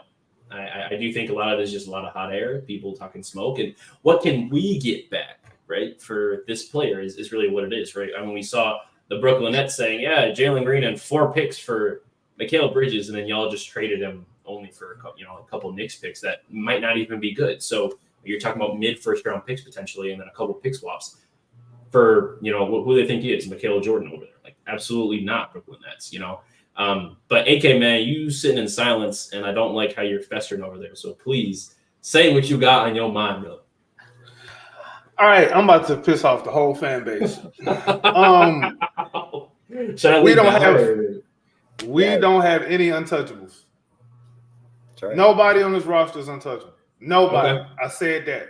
Nobody. Why am I saying that? Let me explain. Had we made the playoffs and we got to really see who's who, that's when you make yourself untouchable on a team that's still trying to rebuild like we are. Especially if none of them has been an all-star yet, number one. Number two, none of them has actually shown transcendent ability yet. If you've shown that already, all right, you can be untouchable. But up until then, I'd say if we would have made the playoffs last season, one of these guys would have been shown like, all right, we can't let that go. Philadelphia and Tyrese Maxey. Every time they wanted to trade Ben Simmons, everybody wanted Tyrese Maxey back. What did Daryl Morey say? Nope, untouchable. We see why now. But they already saw that ahead of time. I don't know that we have that yet. I don't know. It could be Şengün that is the closest to it, but I don't know that we have that. If I'm being totally honest, like I don't think none of these boys are safe. None of them. Absolutely not. In my opinion, if I had to be honest and look in the mirror and say who I would be most, if I had to rank the most untouchables, bro, I'd probably say Amin Thompson. There we go. Because combination of size, skill, IQ, athleticism, strength, versatility, and you just want him to get some semblance of a jump shot. If he does that, he truly becomes untouchable for somebody who hasn't really accomplished a whole lot in the league yet, if I had to say one person. But other than that, let's keep it a buck, man. Ain't nobody untouchable, bro. Who's done something to be untouchable on this team? Nobody. Not for no extended period. No. Now, adding on to that, usually the third or fourth year, a player of a caliber who is considered untouchable has made at least one All-Star, has at least one playoff appearance, not play-in, playoff appearance, and in a lot of cases has made at minimum All-NBA third team, right? Being like that elite untouchable player, right? You look at Luka, right? You look at Trae Young, right? Two guys who are obviously, I think in their own right, absolutely elite, right? And Edwards, right? But then you have guys who bloomed a little bit later. Look at SGA. He got traded from the Clippers for Paul George, right? And a bunch of picks, right? Who was SGA on the Clippers? Nobody knows. Nobody knows. But he went to OKC for a year. Okay. You got Chris Paul. SGA started making some waves. It wasn't until the year after it was like, oh, okay, SGA nice. SGA nice. Then 2 years ago, 2 years ago, SGA was an all-star, right? How old is he? He's going to be 26, 27? Yeah, he about to be 26. So I think he got drafted at 18, 19, right? So we're looking at that, what was that, 4 or 5 years before he's an all-star? Okay. So before that, he was not untouchable. He's 26 already. Okay, he's 26, so he's only turning 27 this year, right? So, like this season. So, going into his when was he drafted? Oh my goodness, 2017, 2018. That man He's drafted already a on little his bit. second contract, bro. He a vet. He a vet already. Yeah, We got to stop calling him a right, young guy. We got to right. stop doing that shit. So like I don't know. That's just something to think about, right? Is what is the likelihood of that? And then you look at Steve Nash, right? He got drafted. He wasn't an All-Star until his 6th season, and he was an MVP, right? But It be like that. Everybody's trajectory is not the same. Yep. It's not linear. Kawhi Leonard, who was he? Like, let's be honest here, bro. All right, he had an okay finals. They gave him the Finals MVP for locking up LeBron. Yeah, he didn't. It's not because he averaged 25, 5 and 8. He averaged like 14. That ain't why he got that Finals MVP. Like, come on, like. Now the following season, he backed it all up and was like, "This is my true form." He evolved all the way, bro. So, but he proved himself as a defensive guy. Being runs right when he came into the league, right? I mean, he was making all of the defensive teams. I think his 2nd or 3rd year in the league, which again is having some sort of accolade within your first couple years. Looking at the Houston Rockets, besides the vets, right? Like the young guys, everyone younger than 26 years old. What do they have? If we're being real, what have they done to show that they are the guy that is necessary to be in the untouchable area? Nothing. No, I pissed somebody off, but that's okay. like nothing. We're all looking at this, and there's not a single guy who has earned an All-Star. Like, have we gotten close? Yeah, like close to what accolades have they earned? Like, okay, we got Şengün got Western Conference Player of the Week. Was it of the week or the month? I think he got minimum. He has a week, but Jalen also does too. Yeah, and so does Jalen. So it's like, bro, like, what are we talking about? Mm-hmm. What makes you get off? Just get off. Personally, do this, bro. Personally, I think they're all untouchable right now. There's only one guy that I would see as touchable, and probably Dillon Brooks, to me. For sure. But now, we're talking about the young guys, though. Well, if you're talking about the whole team, well, yeah. Yeah, I mean, if we're talking about touchable, that's a little different. But I think I would like, Dillon Brooks to be the only touchable guy if it was my team. I would like to see more out of what I got. Like I said, All-Star break-ish, then we can reevaluate. But right now, any trade discussions, to me, should just be null and void till we get to see Jalen Green. I'm with that. I want to make sure I make that clear too, by the way. I'm not saying that we should be shopping any of these guys. I'm not on that. I'm not on that at all. I'm just saying they're not untouchable. But I'm not shopping any of them. Not right now. Right. Right now, you guys keep talking. I'm currently trying to look for team accolades, like what Houston Rockets have done. I'm taking Dillon Brooks. That's who I would be shopping. If I was shopping somebody, I would be shopping Dillon because of the contract. It's going to be tougher to get off. But I would try to get that minutes right there. I want that starter's role to go to Tari or Amin, start opening this thing up and get a little bit faster. Then I think man. I actually like Dillon's contract because the CBA about to jump through the roof, especially with this Amazon deal.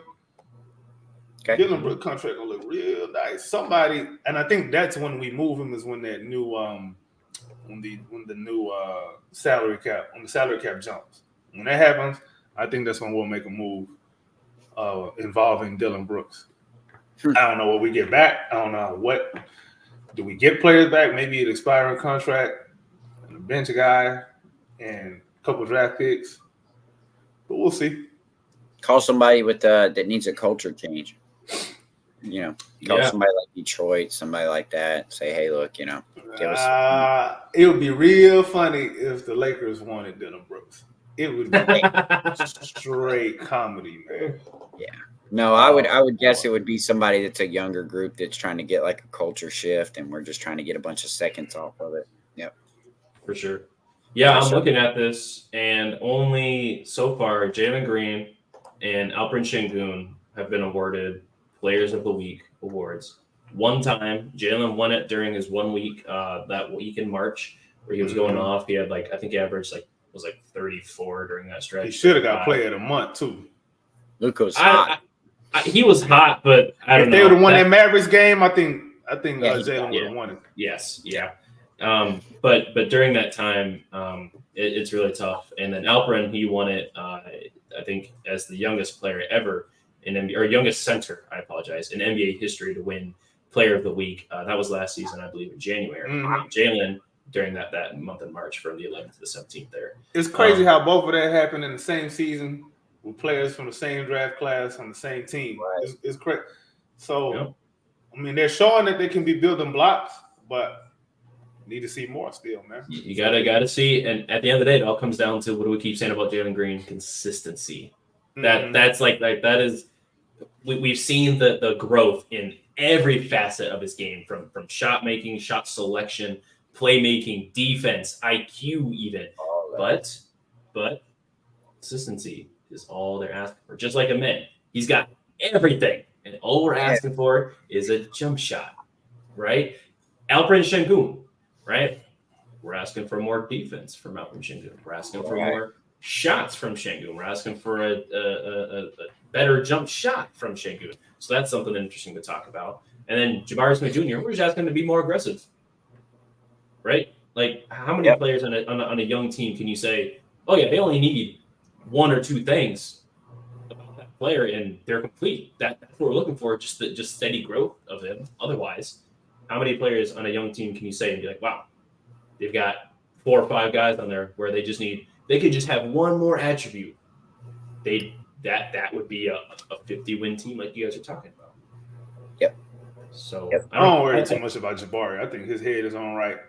No, agreed. These are just examples. Right? Yeah, I'm just thinking about how he fits right now. I think with his skill set, he complements everybody on the team. He can fit in any team in the NBA right now, starting or whatever.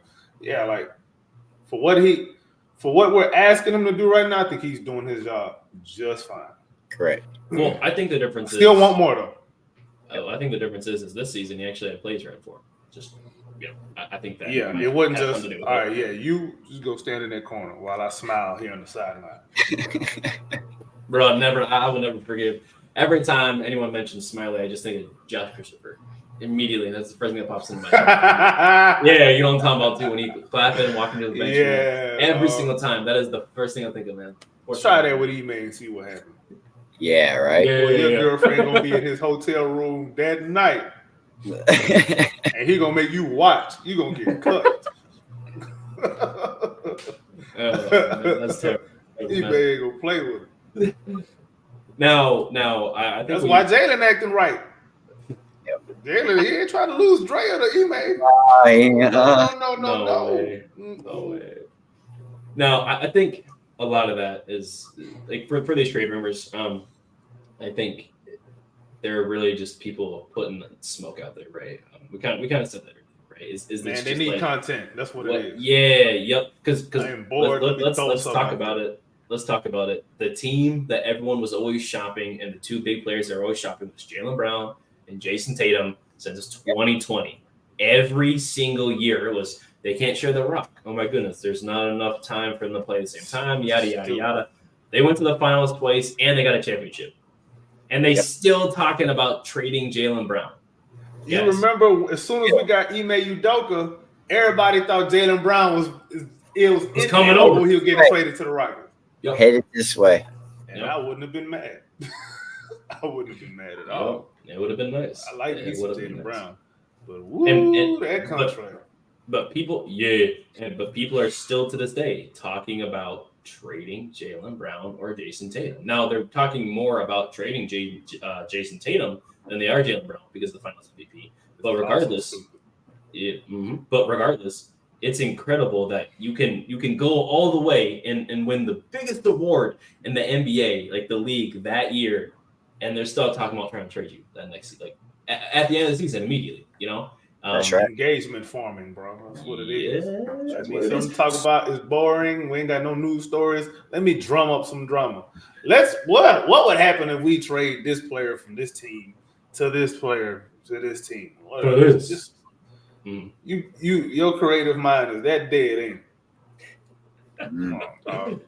Now, I think for trade rumors for the Houston Rockets. I think that really sums it up. At the end of the day, there's not much to talk about. It's not real. We're not worried about it, and I really don't think any of these trade rumors are going to be slightly true from the Rockets' end at all until we hit December. Yep. Once we hit December, I think some might gain some traction. I think some might be real, depending on who it is, young guys or not. Dylan Brooks likely is probably going to be the hottest trade topic. I think during that time, if certain players are consistent. If certain players are not consistent, I think, there's going to be some conversations, unfortunately. As much as a fan of I am, I'm also a Houston Rockets fan. So, business is business at the end of the day. And you got to do what you got to do, right? We haven't said much about Cam Whitmore, by the way. That was probably a reason for that. Right. Wow. Yeah, you might get death threats too. Cam got a mob with him too now. Yeah, he does. Look, Cam got a mob. I like Cam. I'm not, if anything, this is no disrespect to Cam, but like I've said this a few times. At the end of the day, for contracts, for players, right? Cam, I just don't see him wanting to take anything less than the max. I just don't. Cam is in regard, I think he's a phenomenal player. I think if we had enough money to give everybody, good, let's give everybody a max, but that's not how money works. We can't just So I don't know. I think Cam. I don't know. We lost to see his attitude, man. Like, let's be honest. Like, we seen the ticks here or there. He get a little hot headed. He get hot headed in the locker room. That's the thing. That's okay. He's young. Hopefully he learns. And maybe these are things that Ime can help guide him and change his character. But at the end of the day, like, these are things that are real. So who knows? Yeah, that's just my take, though, and it don't mean what I'm saying is true. All these Cam Whitmore fans, okay, this is just my opinion. I still like Cam. I'm still a fan of Cam. I like Slam Whitmore as much as the next guy. We just being real. I talked about trading Jalen Green, and you see his jersey in the background. All right, so like, we not biased right here. Yeah, that's interesting because I think that we're going to have more ability to sign that kind of thing now with the CBA jumping up so much. People are talking about, oh yeah, the CBA is jumping up so very much. Now a good contract is $20 million. If a good contract is $20 million, about 5 years ago, a good contract was like 10 to 15. I could see Cam saying, "Oh yeah, a couple of years ago, I wouldn't take no $15 million to play in the NBA, but in a couple of years, yeah, he can say, hey, $25 million is good money, and that's not." That's not tearing up the max contract stuff. I would not be surprised if we sign some of these guys to the 25-30 area and keep most of them. I would love for that to be the truth there, 100%. If I can look into the future, that's where I want. If I got to talk to Stone right now and have him convince these guys, talk to Ime, like, yo, just take the 25. By all means, baby, all day. I don't know. Maybe I'm looking at this at a different angle, and maybe I'm still looking at it from the previous years, right? From the old CBA and whatnot. I'm not as well informed as Gorman here is with the numbers, and I am not no mathematician. That's why I sit here and talk about Rockets ball, not Rockets numbers. That's just my personal opinion. But Cam is an interesting topic, and I would love for him to stay 100%. It's just some things. I thought James Harden was going to retire a Rocket, and, things happen. If Cam gets his ceiling, like, if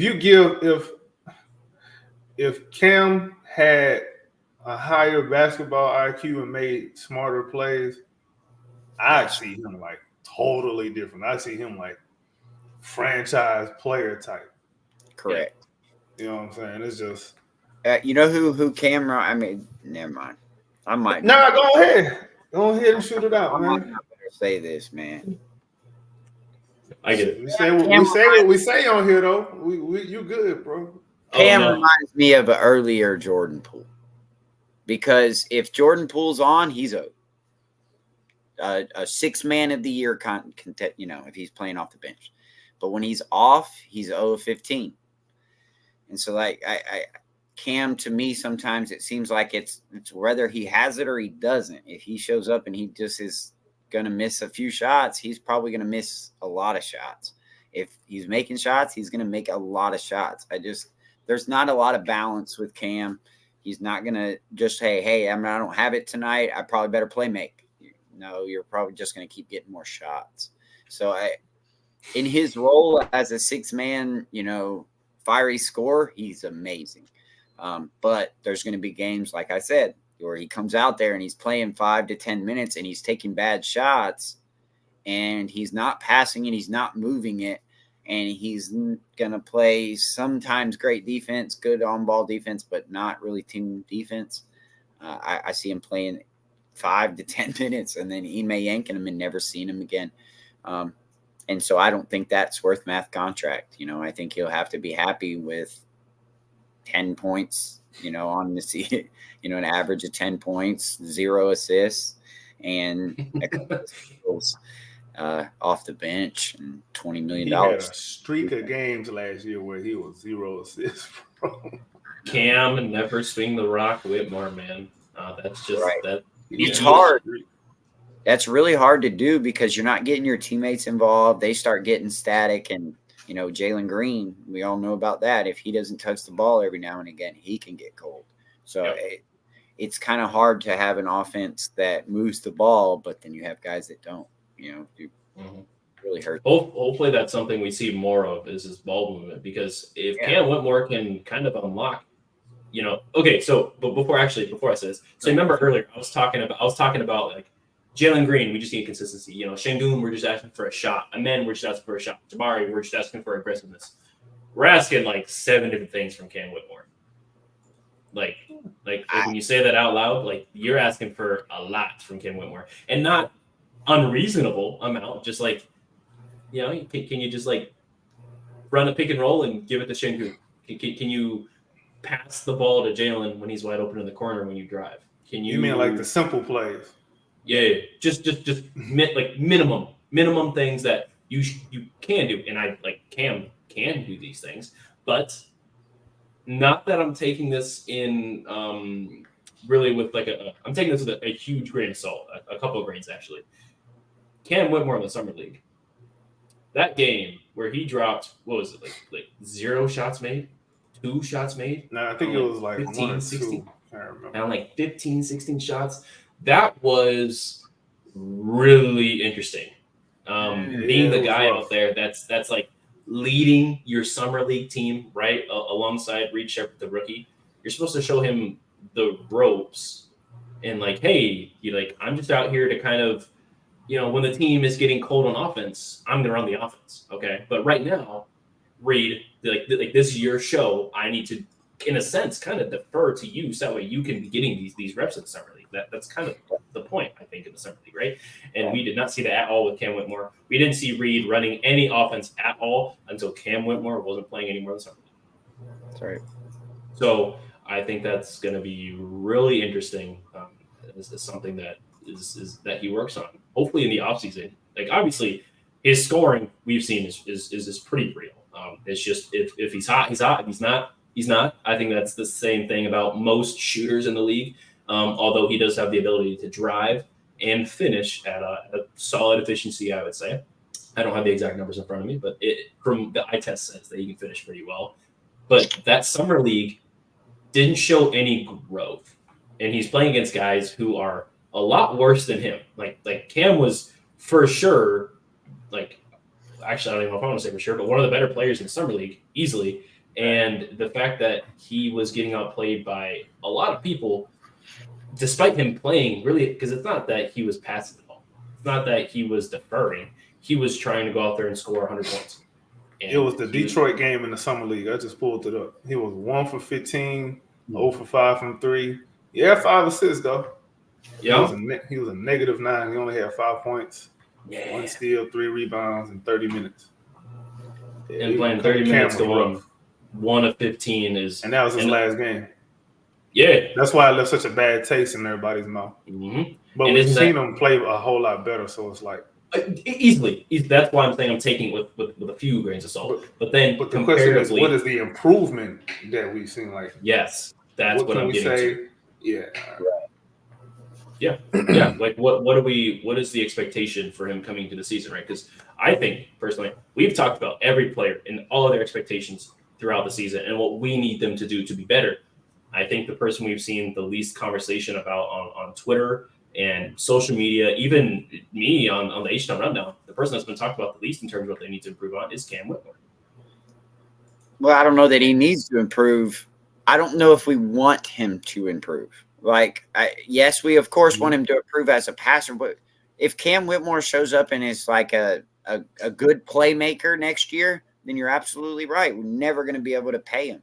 But if he's a 6-man scorer and we can get away with paying him $20 million, that's the best. Sure. But I'm looking at think of other 6-men who have won 6-man a year, right? What was their secondary trait, right? Every 6-man. I mean, we talked about I think before that every starter has 2 traits, 2 things that they can be not necessarily lead on, but that you can rely on if one of them isn't going right. Something that you can stick your name to. Cam doesn't have is scoring, and I mean he gets rebounds that are close to him. He passes the ball. He said he get rebounds that's close to him. And he plays passing lanes well. And like you said, when his offense is going, he plays better defense, right? So what's your minimum defense that you're going to accept from Cam Whitmore if his offense isn't going? Because hands on the right spots. That is the minimum anybody can do on defense. Sure. Being in the right spot, but that's again that's playing the passing lanes, and is it going to pay off? Yeah, it's 50-50, I would say. Is he making sometimes 50? Don't gamble though. How about just play solid defense, quit gambling, and when your man catch the ball, stop reaching and then getting beat by somebody that got no business beating you off the dribble. Yep. As athletic as you are. Yep. Yep. So after all that was said, no, I'm not a Cam Whitmore hater. All 79 of you watching, I still like Cam Whitmore. I just want to be unbiased on the channel. We got to call it down the middle and see what we got to call it like it is and be honest. Because I don't want to. If I was being biased here, I'd be talking about Jalen Green like he's the GOAT. But I haven't said one positive thing about him other than the fact that I like him. Because you can't do that because Jabari to go. Yeah, sure. But y'all gonna put respect on my man Jabari name. Hey, I respect it. Again, prototypical forward. Every team needs a guy like that on their team. That's just how it is. Wait till he start getting his man body and he start to show what really he can do on offense. I'm excited. We're gonna come back to this conversation, bro. For sure. I'm excited. I hope the best for him for sure. I don't believe you. Because I don't think his offense will ever be as good as Şengün's or another one of our guys. Does that make sense? I wouldn't pass the ball down to Jabari and expect it be a better move than giving it to Şengün. I think Şengün would be better on the block. I think that if you're trying to get something from the perimeter, then you need to get something from your what's supposed to be your superstar scorer in Jalen Green. I do love Jabari because he's a bailout guy. And he plays good defense and he's lengthy. But I don't believe trying to run offense through him is a great idea. I mean, you don't necessarily have to run offense through somebody though to be a better player. Well, I would know that he would. Right, I agree. But in other words, I would rather use if you're going to throw the ball down to the block, you wouldn't rather throw it down to Şengün. I would because why do you have to throw it down on the block though? That's what I'm saying. It can look different. It ain't gotta look the same. It can look different and be better. In a one-on-one scenario, obviously depending on matchup. Yeah, obviously, yeah. I would rather have Şengün do it, and then he could pass out of it. I would trust right now, yeah. Right now, today, on September 15th, 2024, yeah. I ain't gonna argue that. But September 15th, 2027, that may be a different conversation. Because we got to remember these guys grow at different rates. We said it before. People's trajectories are not the same. How old Paul is George's first 2 seasons didn't look like he is now. Kawhi Leonard's first 2 seasons don't look like it is now. Jimmy Butler's first 2 seasons don't look like it is now. I can go on and on. Jaylen Brown, who was the reigning Finals MVP, his first 2 seasons didn't look. They was trying to get him up out of there. First 2 seasons, they're like bust. That's what they said. I don't trust Jabari to put it on the deck, so that kind of scares me. You ain't got to. You ain't got to. Even if he doesn't do it now. Offense efficiently, I think he would have to be able to put it on the deck or be good in the block and be able to pass. But he has to run offense. But that's what I'm getting at. You see what I'm getting at? Like it ain't got to look like that. It could look different. That's fine. Like what do you mean? What could be different? Okay. Let me think of a player. Let me think of a player, bro. He's not running pick and roll. He's running pick and pop. He's great in the short roll. He's great at the elbow. He's great at to throw it down in the block. He's good at that. I just wouldn't trust him more than Şengün because of the secondary skill of Şengün's passing. Jabari got better last year at passing. I don't know. Maybe it's just that I just don't trust him from the opening season because I had such high expectations for him. I really thought he was going to be the man that's sitting next to Şengün, control the paint, make sure that everything gets done, and he just doesn't do that. And he wasn't that at Auburn, though. I don't know why people thought that. Sometimes when I be hearing people's predictions on players, I'm just like, where did you see this? How did that happen? Well, he was predicting a 3-and-D bigger man or a 3-and-D 4. They was calling this man a lob threat that can shoot threes, bro. That's what they was calling him, bro. Yeah, but I never was calling him 6'10" Klay Thompson. Yeah, Klay Thompson ain't somebody you running offense through. I always thought he was a 3-and-D, a great 3-and-D guy. That's how I projected him. That's how I try not to. You can make a lot of money doing that because that's exactly what Klay Thompson is. I don't care what nobody say. Klay Thompson is a 3-and-D guy. He is just a great role player. I agree. Till his defense dropped off. Until his defense dropped off. You can be a Hall of Fame player doing that. Yeah, but I think he would have in order to be an actual 3-and-D guy, I think he'd have to guard better around the perimeter. I think that Klay can lock people down on the perimeter back in the past, but Jabari ain't doing that at all. He can't shuffle them puppies quite as good. I don't know. I think he's way better than people are saying. I think he's now that's true. Now that I do not think there's certain matchups he has problems with. I'll give you one. Like if it's a lanky guy like him, with handles, he has a problem with that. Right. Yeah, but I also think he's trying to make up for guys that are bad defenders to begin with, especially his rookie year. He was having to make up for some of the worst defenders out on the perimeter than you have in the entire league. And then he gets his best help. He gets some help next year, but then he's still making up for Şengün. I think that they asked him to do a whole lot more than he was ready to do last year. Now, whether I had a saved tweet that had something to do with Jabari's rim protection, by the way. Let me see if I can find it somewhere. Go ahead, though. Yeah, we talked about this before. I wasn't real impressed with his rim protection on the year, especially not with his help defense. I trust Amin on the help side rather than I trust Jabari. Now, but as far as an actual anchor and actually down in the paint, I'd rather have his length out there. I just don't trust him on the perimeter. In the NBA, while AK is looking for this, in the NBA, do you think Jabari has a comparison similar to any player in the NBA, or do you think he's too far being his own guy? I think he's more unique than anything. Yep. But just if you're just looking at skill set wise, he got a lot of I heard some people say LaMarcus Aldridge. I can see why they'd say that with that mid-post fade. I can see that. But he's out there shooting threes, though. Like he's shooting threes too.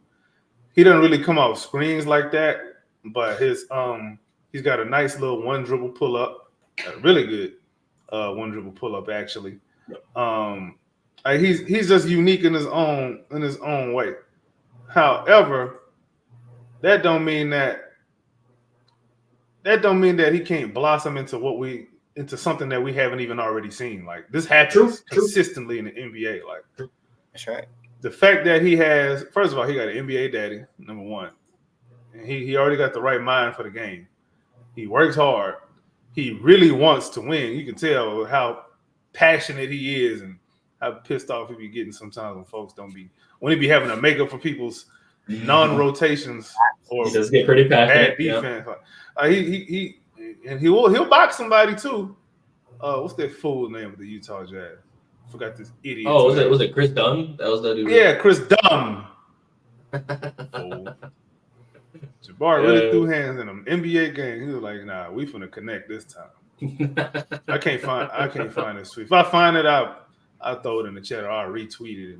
I think he ended up in Phoenix. Boy, we really gonna fight when we play Phoenix now. I'm with it because Cam don't like Devin Booker. Jalen don't like Bradley Beal. Let's screw the basketball game. Let's put a wrestling ring in that thing. Let's get some steel chairs, some ladders, and tables going. Let's do that, bro. It's gonna be like a hockey game where they just drop the puck and they all just drop their gloves and start fighting. I'm with For it. real. You can't tell me you wouldn't want to see that. That's pay-per-view right there. That's another reason why I'm excited to face the Kings because DeMar's over there and we have some, I would say, tension with the Kings right now, especially sweeping the Kings like we did last year. We beat the out of the Kings, and they fans was not about it. And everyone was talking about, big Saboner is going to be better than Şengün. He's gonna do this and all that. And what did Şengün do to that man? He made him some Turkish soup. Is what he did, and he mixed and matched him, bro. He had him wearing different socks. I was very interested to see that. So now that with the energy that DeMar had with Jalen, right? Trying to abuse my golden boy. I'm interested to see how that's going to go this year. That's going to be a nice rivalry with the Kings and all the teams that DeMar was going to go to the West. It's really interesting that he went to the Kings. So I don't know. I think that's going to be another team that we might be dropping some gloves for. I think that's going to be a straight. Here you go. I found it. It's a really bad fit because now you're going to have to slow Sacramento down, and that was their greatest weapon last year. Was their speed? Yes. Their speed. Then now you're going to don't forget we got beef with San Antonio too. Amen Thompson and Jeremy Sohan. Yep. Man, we really fought with everybody. Everybody. Man. You said you found that tweet. Yeah. Top 10 Top 10 helpers in rim protection. Is this from NBA University? This is from B-Ball Index. Okay. Guess where Jabari ranks? 6th. 6. Yep. I'm good. What's the number? Is it a percentage or is it a number? Man, they just ranked them. They ain't getting no. For full context, Peyton Watson is number 1 for full context, but Giannis is number 2. Giannis is number 2. Top 10 helpers in rim protection. Yeah, so they're on the backside helping. Yeah, right. That makes plenty of Is that considered a weak side shot blocker? Is that like the not necessarily shot blocker, but help like you go there to contest the shot. Okay. To me, I don't even really care too much about the shot blocks number itself because you know who's my favorite one? Don't make the layup. Here you go. Here's my favorite help side defender, Ja Morant. He's so good at help side defense. And Ja, boy, he gets shot. He is lengthy. He is really lengthy. I thought you saw that somewhere. I was about to say, let me. No. I was saying that's one of my favorite ones. I think in our weak side, it should be Amen Thompson. I would rather him meet people at the apex than anybody else on our team. It's just me. He's got that strength, that length, and he's springy. Whatever works is what I'm for, bro. Whatever works. Listen, man, I don't care how success look. It just got to work. I just don't care, bro. I don't box myself in with how something's supposed to look, man. I just know that something's supposed to work. As long as it works, I'm cool. That's going to be the only way that you're going to be able to succeed as a Rockets fan, in my opinion, because I think it's going to be so spread out this year. I think Fred's going to win us some games. I think Jalen's going to win us some games. I think Şengün's going to win us some games. I think Bari, Tari, Amen, Cam. Everybody done won us some games this season. Everybody Dylan Brooks won us games. Everybody won us. Dylan Holiday won us a game or two. Yeah. Only person that didn't win us no games is Jayshawn Tate. Matter of fact, he lost us a game. What player are you referring to specifically? Can you remind me? Jayshawn Tate. I can't remember for the life Oh, of you me don't the know play Jason specifically. My goodness, I mean, something about a step back against the Nets. I don't know, man. It's just an incredible play. Nah, that was against the Clippers. I think was it the Nets too? It was the Nets. No. Yeah, I remember the Clippers when the James Harden when that one pissed me off because they ended our Tate fouled 6-game win streak. Yep, Tate fouled him on that. I'm talking about the step back that he took against Brooklyn and then never saw the court again. Never saw it again, dude. Dante and I. Oh, was that the one before the All-Star break? Yeah. Yeah, because I remember after the All-Star break, Jay Sean was out the rotation. He didn't touch the court a single time after the All-Star break. Until what's the name? Until somebody Şengün got out, Cam was out, and Fred missed a couple games. Yeah, at the very end of the season there, and then Tate had to play. But otherwise, Cam got all of those Tate minutes because Tate thought he was the GOAT and decided to do a step back shot over a defender. Now, here's my question. What is Tate's career 3-point percentage? I'm pretty sure it's like 26, 27%. If I ever Tate, let me look in the camera. Tate, Jason Tate, if I ever see you take a step back three again in a game that we down,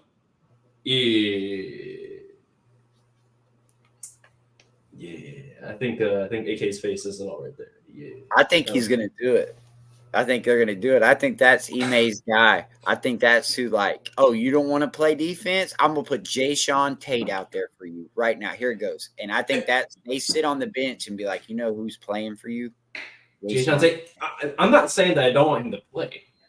I'm saying I don't want him to take. I don't want him to take. I don't want him taking those step back threes, baby. I don't want no plays ran for Jason Tate. I don't want no play. No. If there was someone that needed to be gone by the trade deadline, thinking about Jason Tate playing, that means that we have lost. Wait, no. Here's our new starting lineup, right? You're gonna have Aaron Holiday. Nah, bro, don't do it. No, please, bro. You'll have Jason Tate out there. You'll have Jock Landale, and that's gonna be a big three, run the court. And then you'll have Jeff Green as your 4, and then some 10-day contract as your 2. Championship. Nate. Speaking of Jeff Green, how much is he gonna play this season? If he is playing more than 40 games this season, we lost. We have problems. Somebody is hurt. Yeah, like those. Jeff Green needs to just be injury insurance. Yes, correct. That is it. That is his role. He's gonna play the role this year on what he should have played last year. Yeah, I agree. Right. I can see that.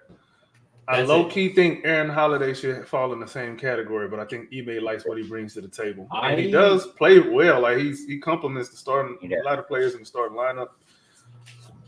I think we signed him for a reason. Aaron Holiday should have. World, they wouldn't play. Tate. Yeah, in a perfect world, Reed Shepherd is lighting it up. In a perfect world, Reed Shepherd is on Fred VanVleet's heels, and the Rockets is looking like, okay, we may need to trade Fred VanVleet. Not that Fred VanVleet not playing well, but Reed Shepherd is just out there like, hey. And Dylan Brooks is in Toronto. Yeah. Dylan Brooks in Toronto. Dylan Brooks in Toronto. But that might be a good fit with Scotty Barnes up there. Who would we get back in a move like that? Culture shift. He's from Toronto. That's true. But I'm thinking like, who would we get back to? Like, yeah. If we're trading Dylan Brooks, are we looking for a player or are we looking for picks? Picks. More second round picks. He worth at least a first. He worth the first. Dylan Brooks worth the first, bro. Yes.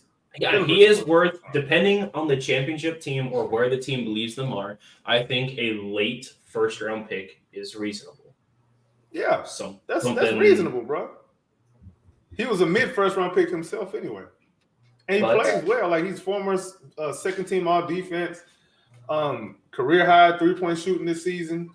He's had his best season really this past season. Like I get it. People don't like the antics and this and that, but that's who he is. The players play better with him generally. When Dylan Brooks was on the floor with us this season, we were better off for it. I'm gonna need people to not go so hard on Dylan Brooks like that. Okay, they got Bruce Brown up there. They ain't getting off RJ Barrett. They just signed Emmanuel. I like Chris Boucher. It's the dealing is that that we open up the minutes at the 3. That's what I want. I want the minutes opened up at like I said. We're gonna get back some expiring contracts though.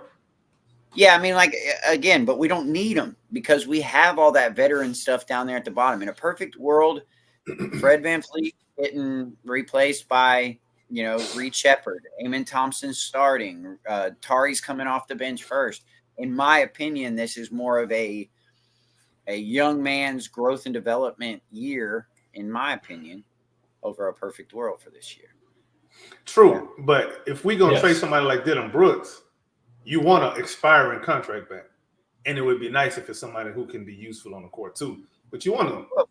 I think in break the glass moment cases, sure, but not anyone you're going to want consistently playing minutes because then they're getting minutes, developmental minutes over, Cam and Tari, Jabari, even depending on the position, maybe even Reed and Amen. But my question is, are you guys? Not you guys specifically, but it seems like a lot of people are ready to say that if Reed is on Fred's heels, that they'd rather have him starting over Fred than Amen Thompson, which is really interesting. Now, I want to ask you, because both of you guys said Reed first when talking about the point guard position. So are we giving up on the point guard position for Amen here? Or what's the deal? We don't have to give up on it because as long as he's on the court, his skill set is going to do what it do. Reed Shepard and Amen Thompson both complement each other. They can play together. Sure. One can have the ball, the other one don't have to have the ball necessarily. You could have him in a dunker spot when Reed got the ball.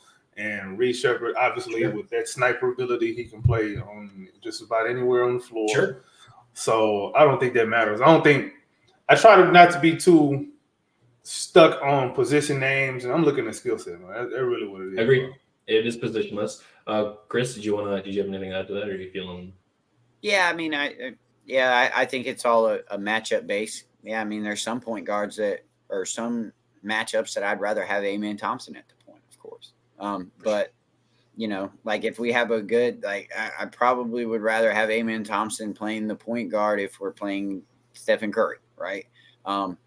But if we can hide him on somebody, on a point guard that's not much of a scorer, and then we can put Reed out there, yeah, absolutely, get him as many as we can. I think it's all matchup based. I really think this year is going to be a huge matchup game plan for Ime. I think he's going to have a different game plan for every team. Yeah, game by game. Do you think anybody on the team is going to average more than 23 points per game this season? Yeah. You think so with Ime's offense? Because Şengün barely averaged 21. Jalen averaged 19, all like 19.9. So he averaged 20, right? You had two guys averaging 20.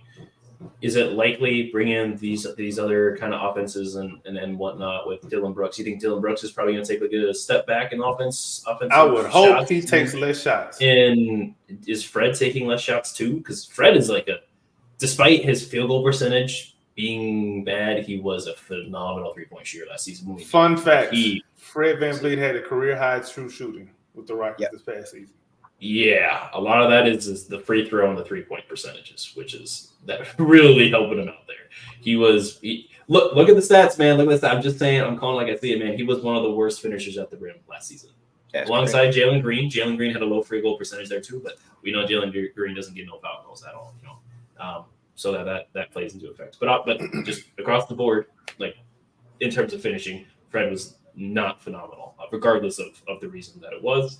He was a better mid-range, a better 3-point, better free throw shooter, which is okay. He's 5'11" in the NBA till he's 31 this season, 32. Crazy that he's 30. Is he?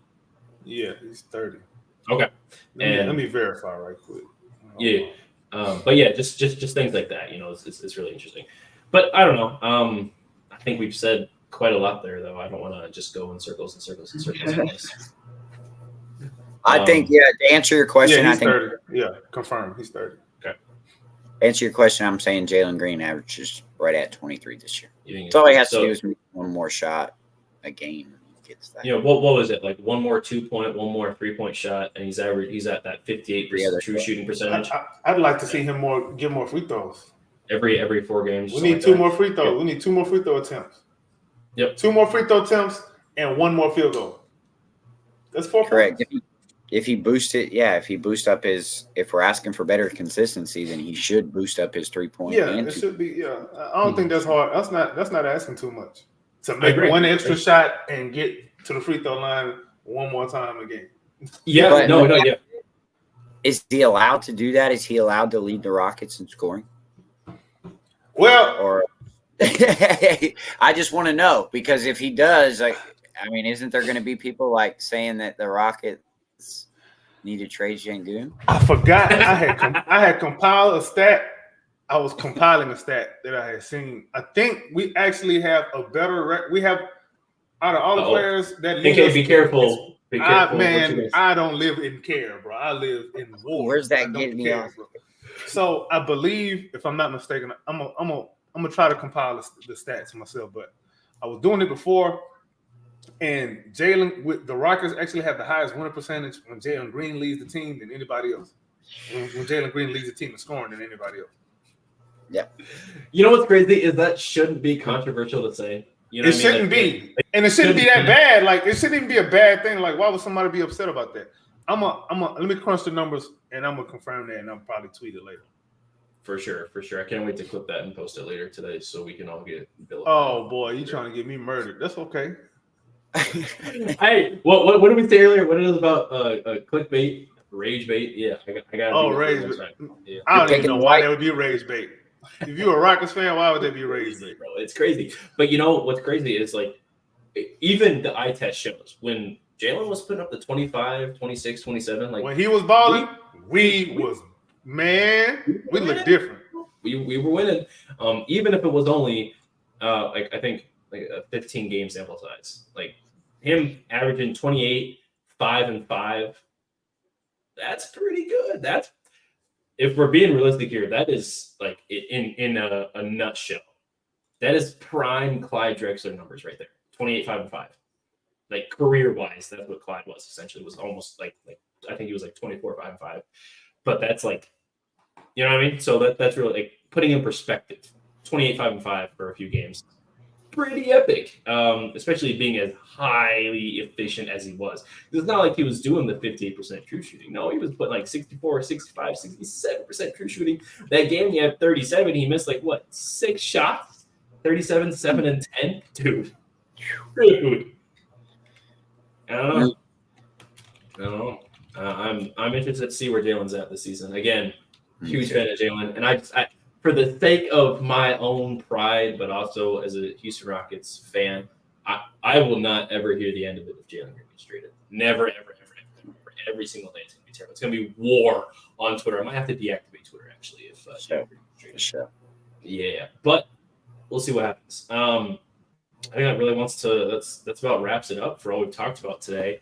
AK Gorman, before we get out of here, you guys have anything else?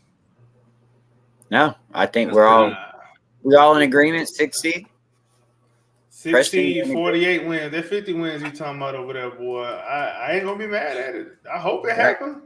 But I hope it does. I just see us with the parity in the league and as many things that can happen.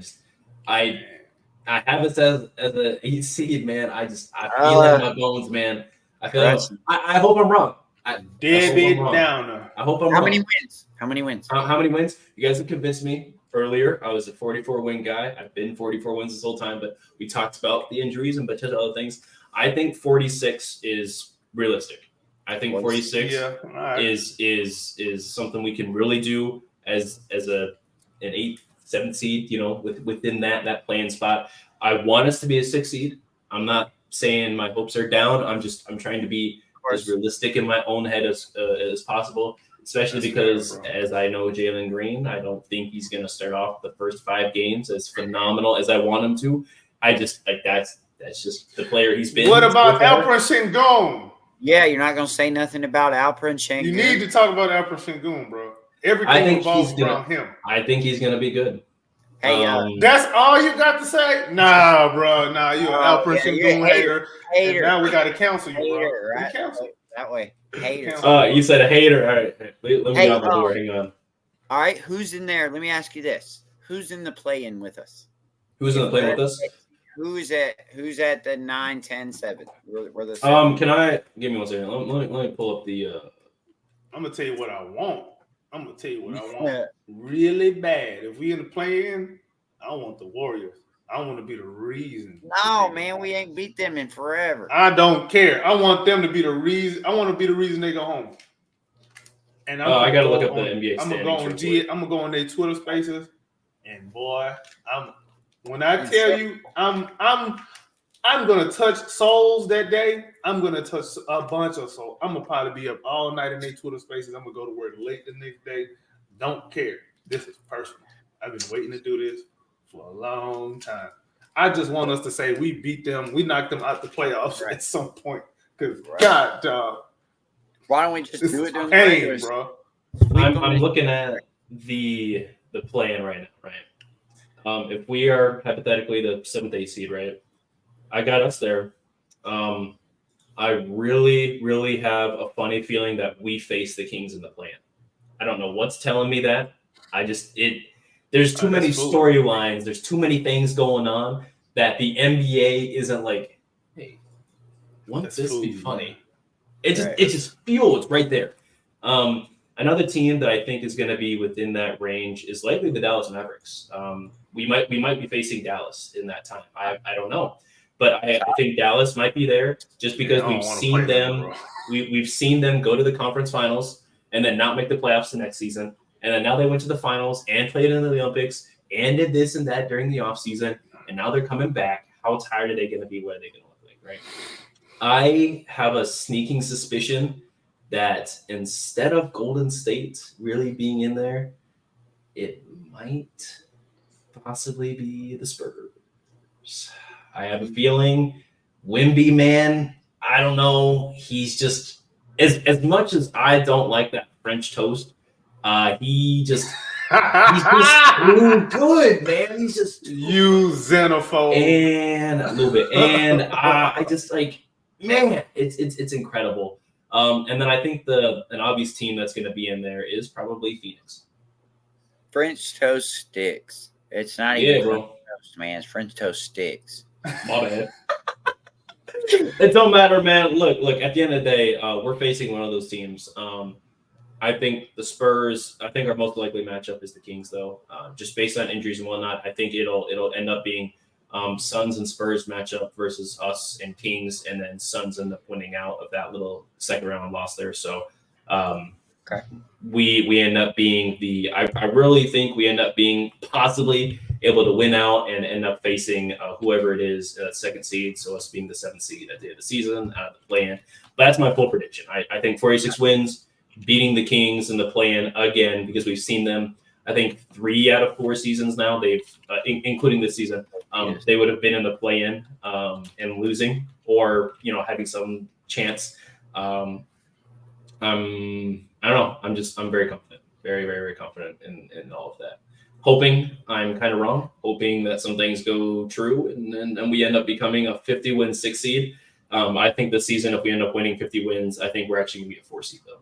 Just I see the wins being a little bit different this year. This year was quite the anomaly with how close it was and all of that, how much of a bloodbath it was all the way up to the very end there. I mean, between us and the 12th seed, there's a 10-win difference. That's almost unheard of, I think there's going to be some changes and whatnot. But yeah, I really think us being in the first round against, I think likely the Nuggets, I think is the most likely thing there. I don't think they're necessarily going to be a 1 seed. I think they're going to be a 2. I think the Wolves will be the 1 seed this year. And that'll be that. Man, I love that. The Wolves is the 1 seed. Denver. I'll take it. I can probably see that though. I won't lie to you guys. I'm in Iowa here. We got nothing out here, right? That's what you guys say. And Minnesota's right there. I do like KG. I love Anthony Edwards, man. I like what they got going on over there. And I really hope that Gobert is healthy this season for the Wolves, but also for the Houston Rockets. So, maybe a couple things go wrong out over there, Do you think Oklahoma City takes a slight step back though? I'm not saying that they're taking a literal step back in terms of progress, but I think in overall wins, they surprised a lot of teams in the beginning. Probably like the first 20 games, people were like, oh, OKC is actually real. And then they had momentum to continue on on multiple winning streaks and showing an SGA being this MVP caliber guy, right? Because they went from 31 wins last year or 34 wins last year to 52 wins. That's crazy. That doesn't happen every year. How likely are they to win 52 again this year? Maybe likely. Jay Will is pretty nice. Chet's great. They got some other guys out there, but now they have to build the chemistry. They got to find their guys. I don't think they're going to get off to a 10-2 start this season for sure. I think there's going to be a little bit of parity and some finding out, and they'll go from there. That's just me.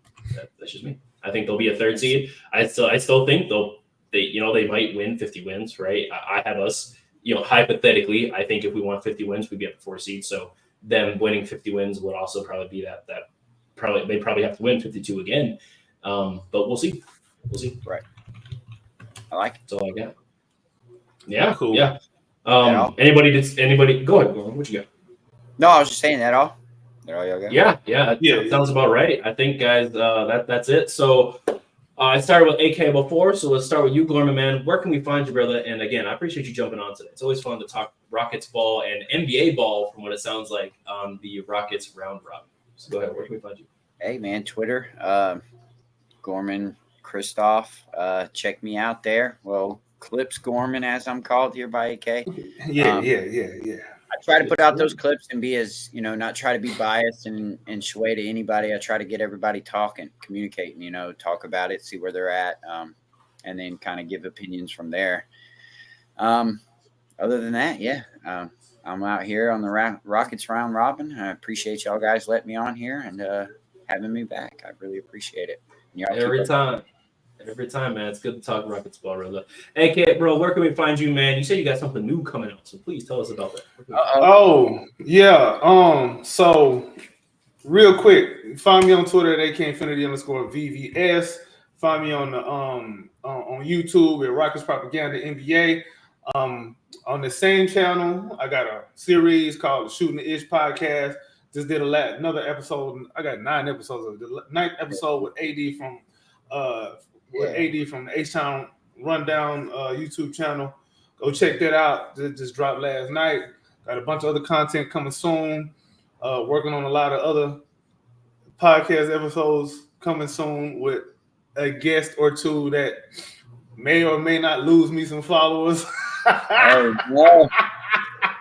Interesting. I don't care. I talk to everybody, man. I don't live in no echo chamber. That's right.